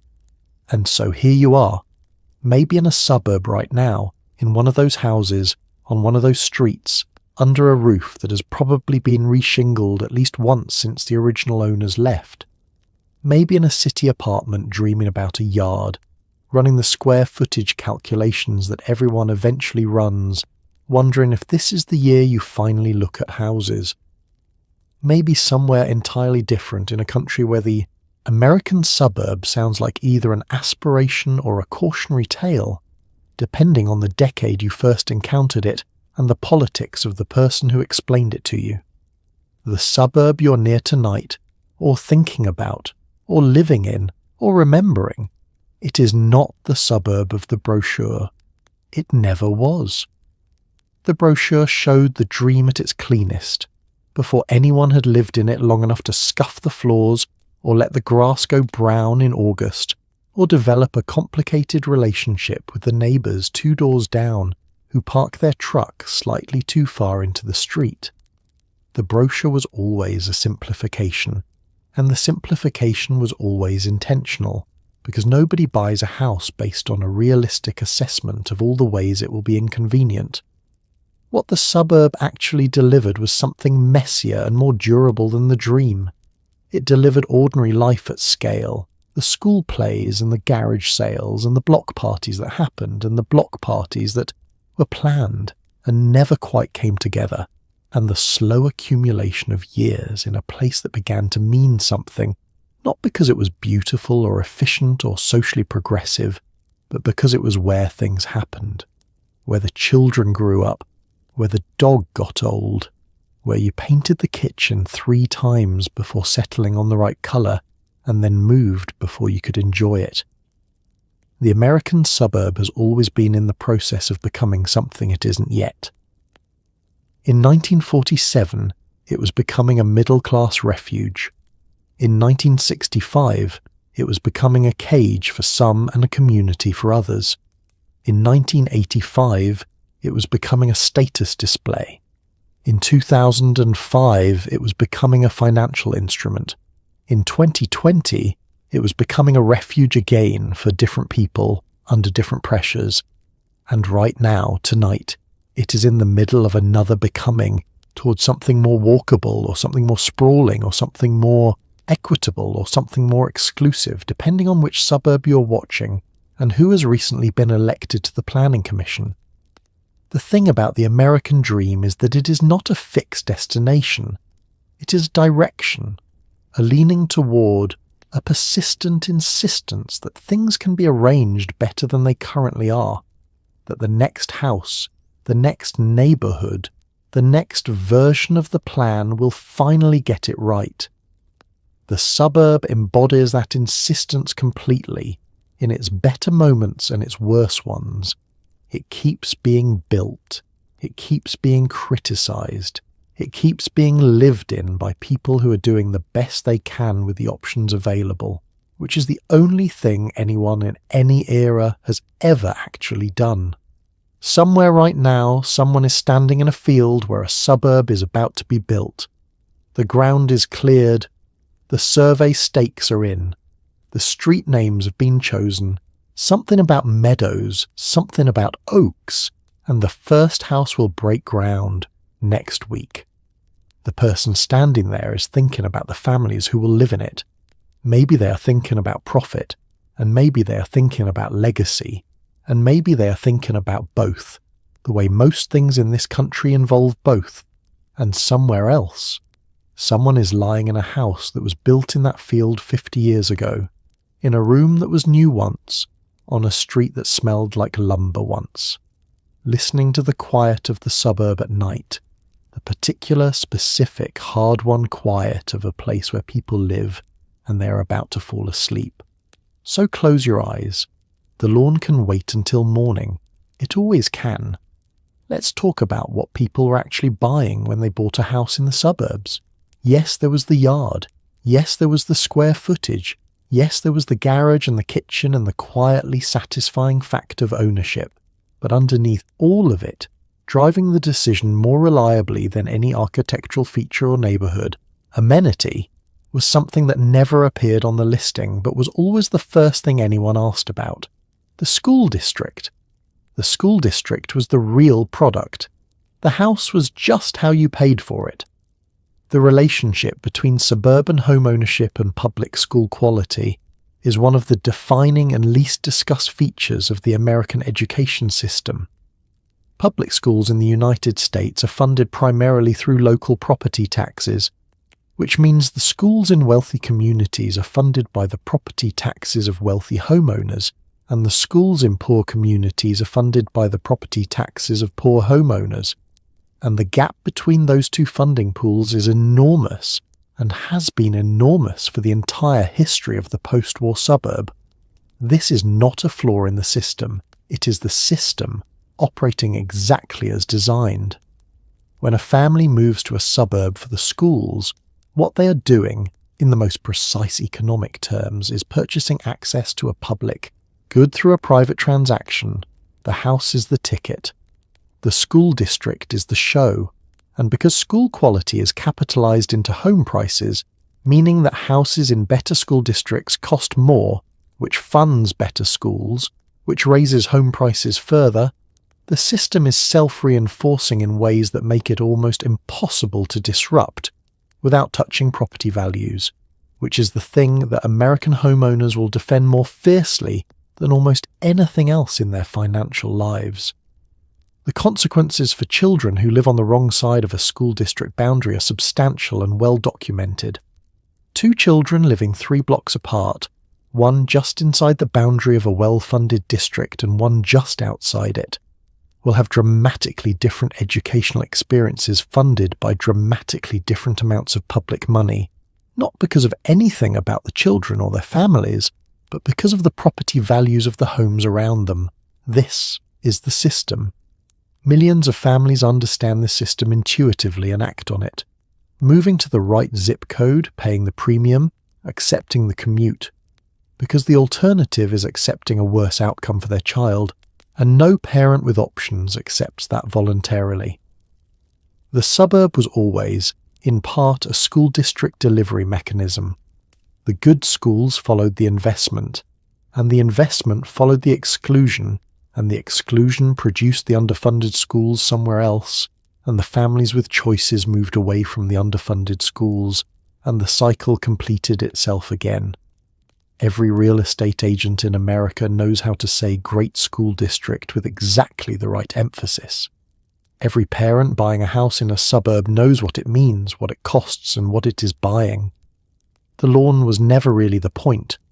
The lawn was what you had to maintain in exchange for the school, and most people considered that a reasonable trade because for their children it was. Here is something that gets overlooked in the American telling of the suburban story. It left.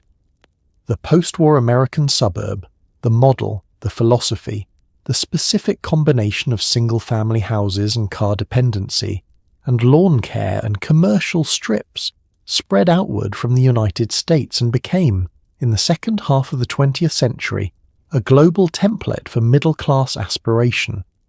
Australia built it. Canada built it.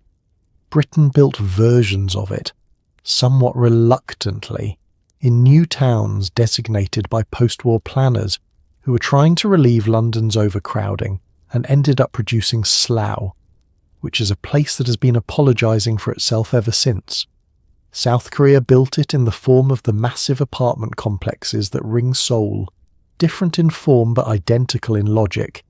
Middle-class families removed from the density of the city centre into orderly, planned residential environments, where the schools were better and the air was cleaner and the commute was longer. In developing countries, the suburb arrived alongside economic growth and became the physical form that aspiration took. In the outer rings of Mexico City, Sao Paulo, Lagos and Mumbai, informal settlements gave way as incomes rose to planned subdivisions with gated entries and maintained common areas, and the specific vocabulary of suburban domesticity.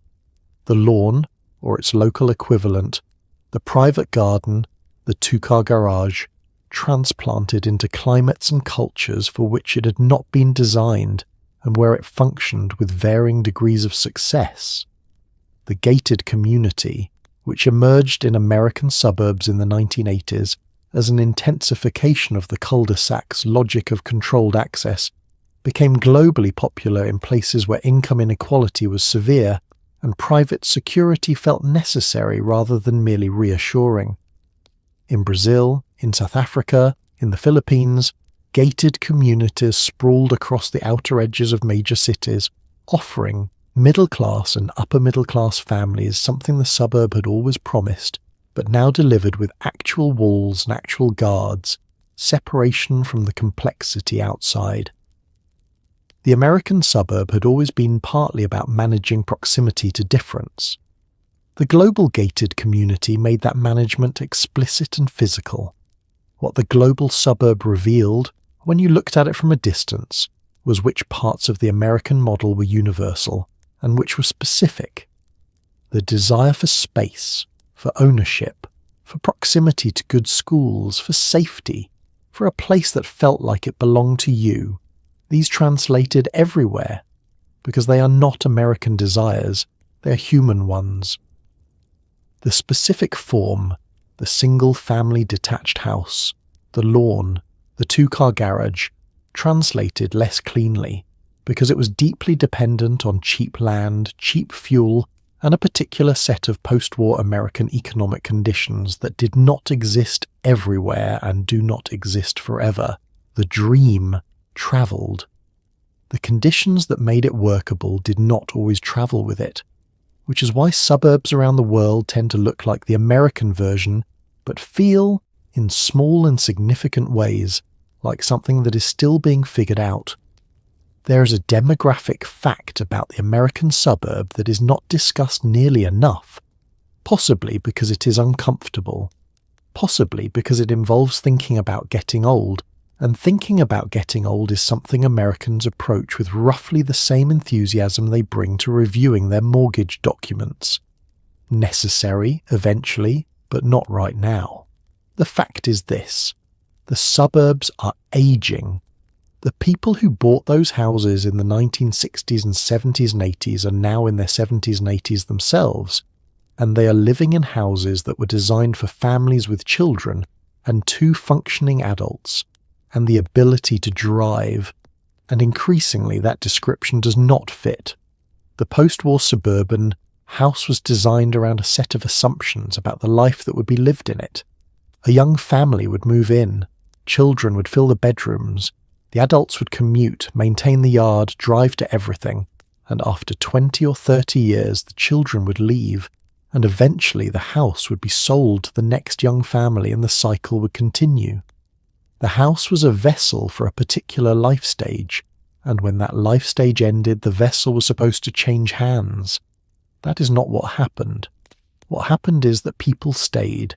They stayed because the house was paid off, and moving somewhere smaller meant selling and buying again, which was expensive and disruptive, and involved decisions about what to do with 40 years of accumulated belongings, which is a project so emotionally and logistically overwhelming that most people elect to simply not begin it. They stayed because the neighbourhood was familiar in the way that only decades of daily life can make a place familiar. The specific lean of the oak tree in the front yard, the neighbour who has lived next door since 1978, the shortcut through the development that nobody who hadn't lived there for years would ever know to take. They stayed because their children were grown and gone, but their lives were still there. The garden they had planted and tended and slowly improved for 20 years. The church they had attended for 30. The diner 2 miles down the road where the staff knew their order and asked about their grandchildren by name. The suburb had become, for the generation that built it, not just a place, but a texture. The accumulated sensory and social weight of a life lived in one location long enough to become inseparable from it. The physical design of the house was not built for any of this. It was built for young adults with functional knees and reliable night vision, and the energy to maintain a yard and the ability to get into a car without difficulty and drive it safely at 65 miles per hour on a 4-lane arterial road, where the signage assumes you can read it from 100 yards away at speed. Stairs become dangerous. Bathrooms need grab bars and wider doorways and shower floors that do not become ice rinks when wet. The yard that was a pleasure at 50, the weekend project, the source of pride, the thing you showed people when they came over, becomes a liability at 80, a recurring expense, a source of guilt when you look at it and see what it used to be and what it has become and what it would take to get it back to what it was, and, quietly, that you are not going to do that. The car is the most acute version of this problem because the car is not optional. It is not a convenience. In the post-war suburb, the car is infrastructure. It is the transit system and the delivery network and the social connection mechanism all compressed into one machine that requires a license, a reaction time, a visual acuity, and a physical capability that decline with age in ways that are gradual, predictable, and very hard to self-assess accurately. People drive longer than they should, because stopping driving means something too large and too final to confront head-on. It means admitting that the suburb, the place they have lived for 40 years, has become a place they can no longer independently inhabit. When the car goes, the grocery store 3 miles away becomes unreachable. The doctor's office becomes a favour to ask of someone. The church, the diner, the neighbour, all of it requires a ride, a call, a dependency that the suburb was specifically designed to eliminate, and that now reasserts itself from the other direction. The loneliness that results is measurable and serious. Studies of older adults in car-dependent suburban communities document higher rates of social isolation, depression, and cognitive decline than in communities where walkability and transit allow independent mobility to be maintained longer. This is not a small finding. Social connection is one of the most significant predictors of health outcomes in older adults, more significant in some studies than smoking, obesity, or physical inactivity. The suburb's design, which prioritizes private space and private transportation, systematically undermines the social connection it does not provide infrastructure for. The neighbour with the car stops by when they can. The children call on weekends. The house is quiet on the days when neither of those things happen. And in the suburb there are many such days. The generation that built the suburb is aging inside it, and the suburb was not designed for aging. This is not a small problem. It is in the next 20 years one of the largest demographic challenges American housing policy will face.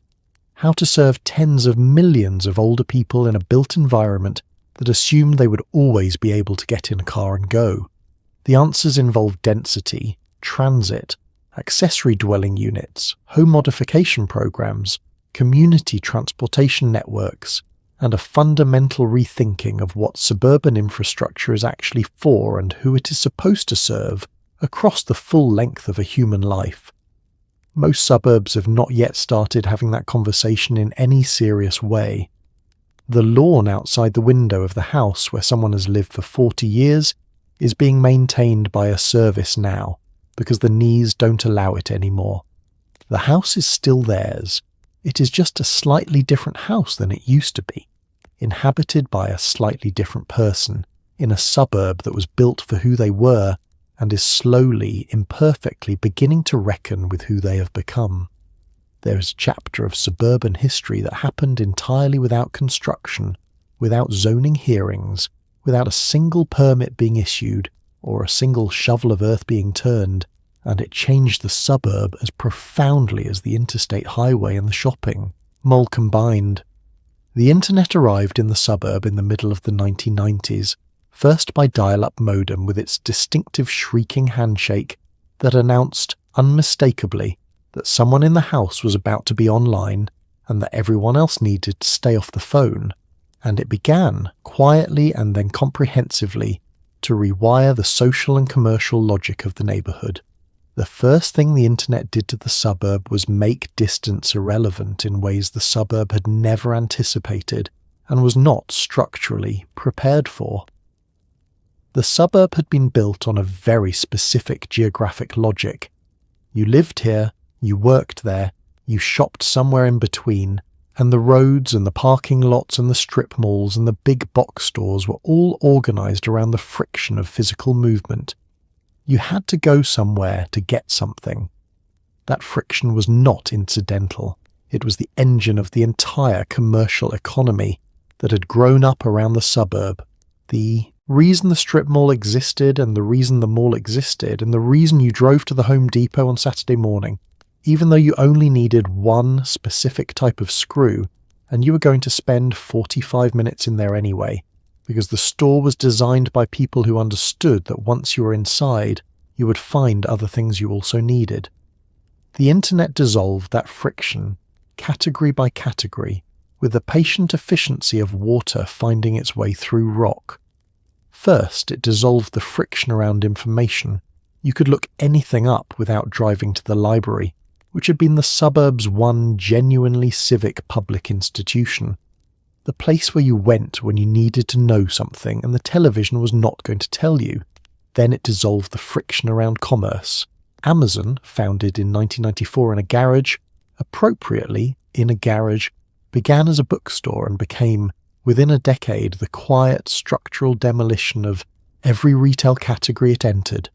The books went first, then the music, then the electronics, then the everything. The mall, which had replaced the town centre, was replaced by the website, and the website did not require a parking lot or an anchor store or a food court with a sparrow that was somehow always open. It required a shipping address. The suburb had plenty of those. The strip mall, already weakened by the big box store, began its long career as a landscape of vacancies, the shuttered borders next to the nail salon, next to the insurance office, next to the space that used to be a Blockbuster and is now a vape shop and will next be something that does not yet exist. The commercial logic of the suburb, the idea that you organise retail along arterial roads because that was where the cars went, was being dissolved from underneath by a network that did not care about arterial roads at all. The cars still went there. There was just increasingly less reason to stop, but the internet also did something to the social fabric of the suburb that is harder to measure and considerably more interesting to think about. It created the neighbourhood app.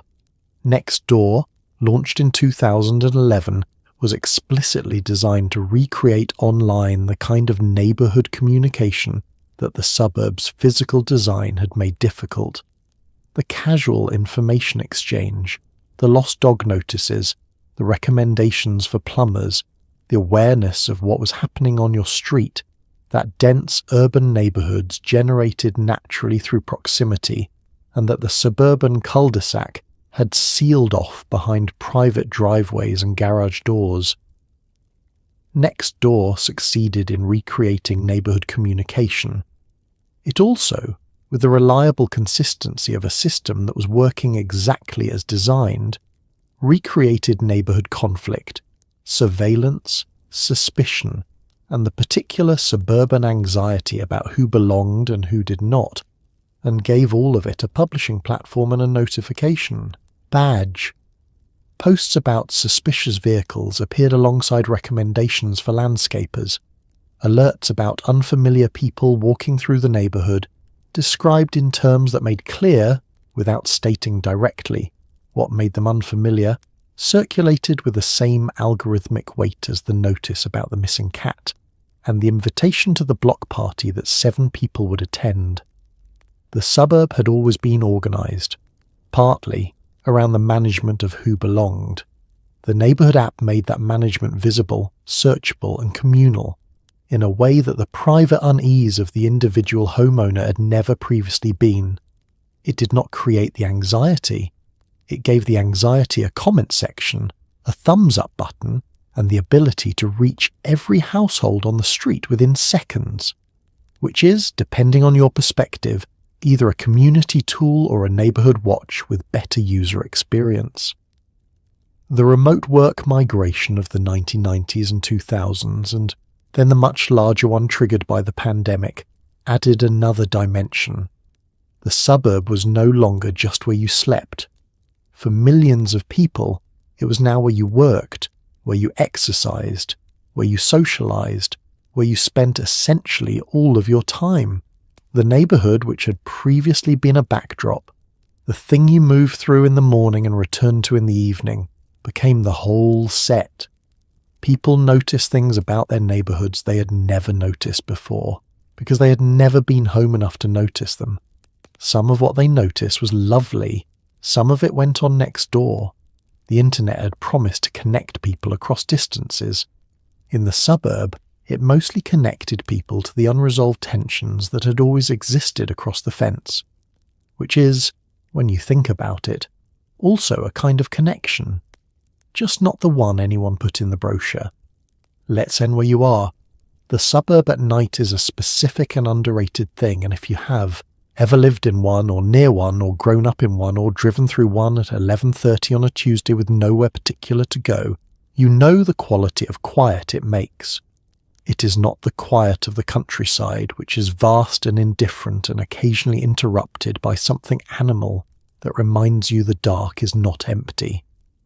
It is not the quiet of the city, which is never really quiet at all, but rather a continuous low-frequency negotiation between 1,000 simultaneous activities that only sounds like quiet because you have learned to stop hearing it. The suburb at night is its own thing, a quiet that has texture and weight and specific components you could name if someone asked you to, which is itself a kind of intimacy. You know this quiet. You've lived inside it long enough to know what it is made of. It is made of the hum of a refrigerator cycling on in a kitchen 2 walls away, the particular creak of a house settling, which sounds alarming the first time you hear it, in a new house and becomes, within a year, as familiar and unremarkable as your own breathing. A dog 2 streets over, registering something, a car, a raccoon, a shift in the wind, and then letting it go, satisfied that the record has been noted.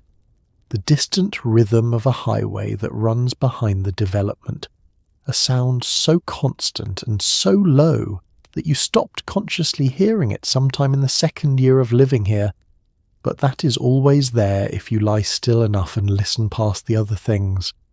A sprinkler system turning on at 2 in the morning because someone set the timer in April when the weather was different and never quite got around to resetting it, and so it runs faithfully in the dark, watering a lawn that does not need watering tonight, which is somehow the most suburb thing that has ever happened.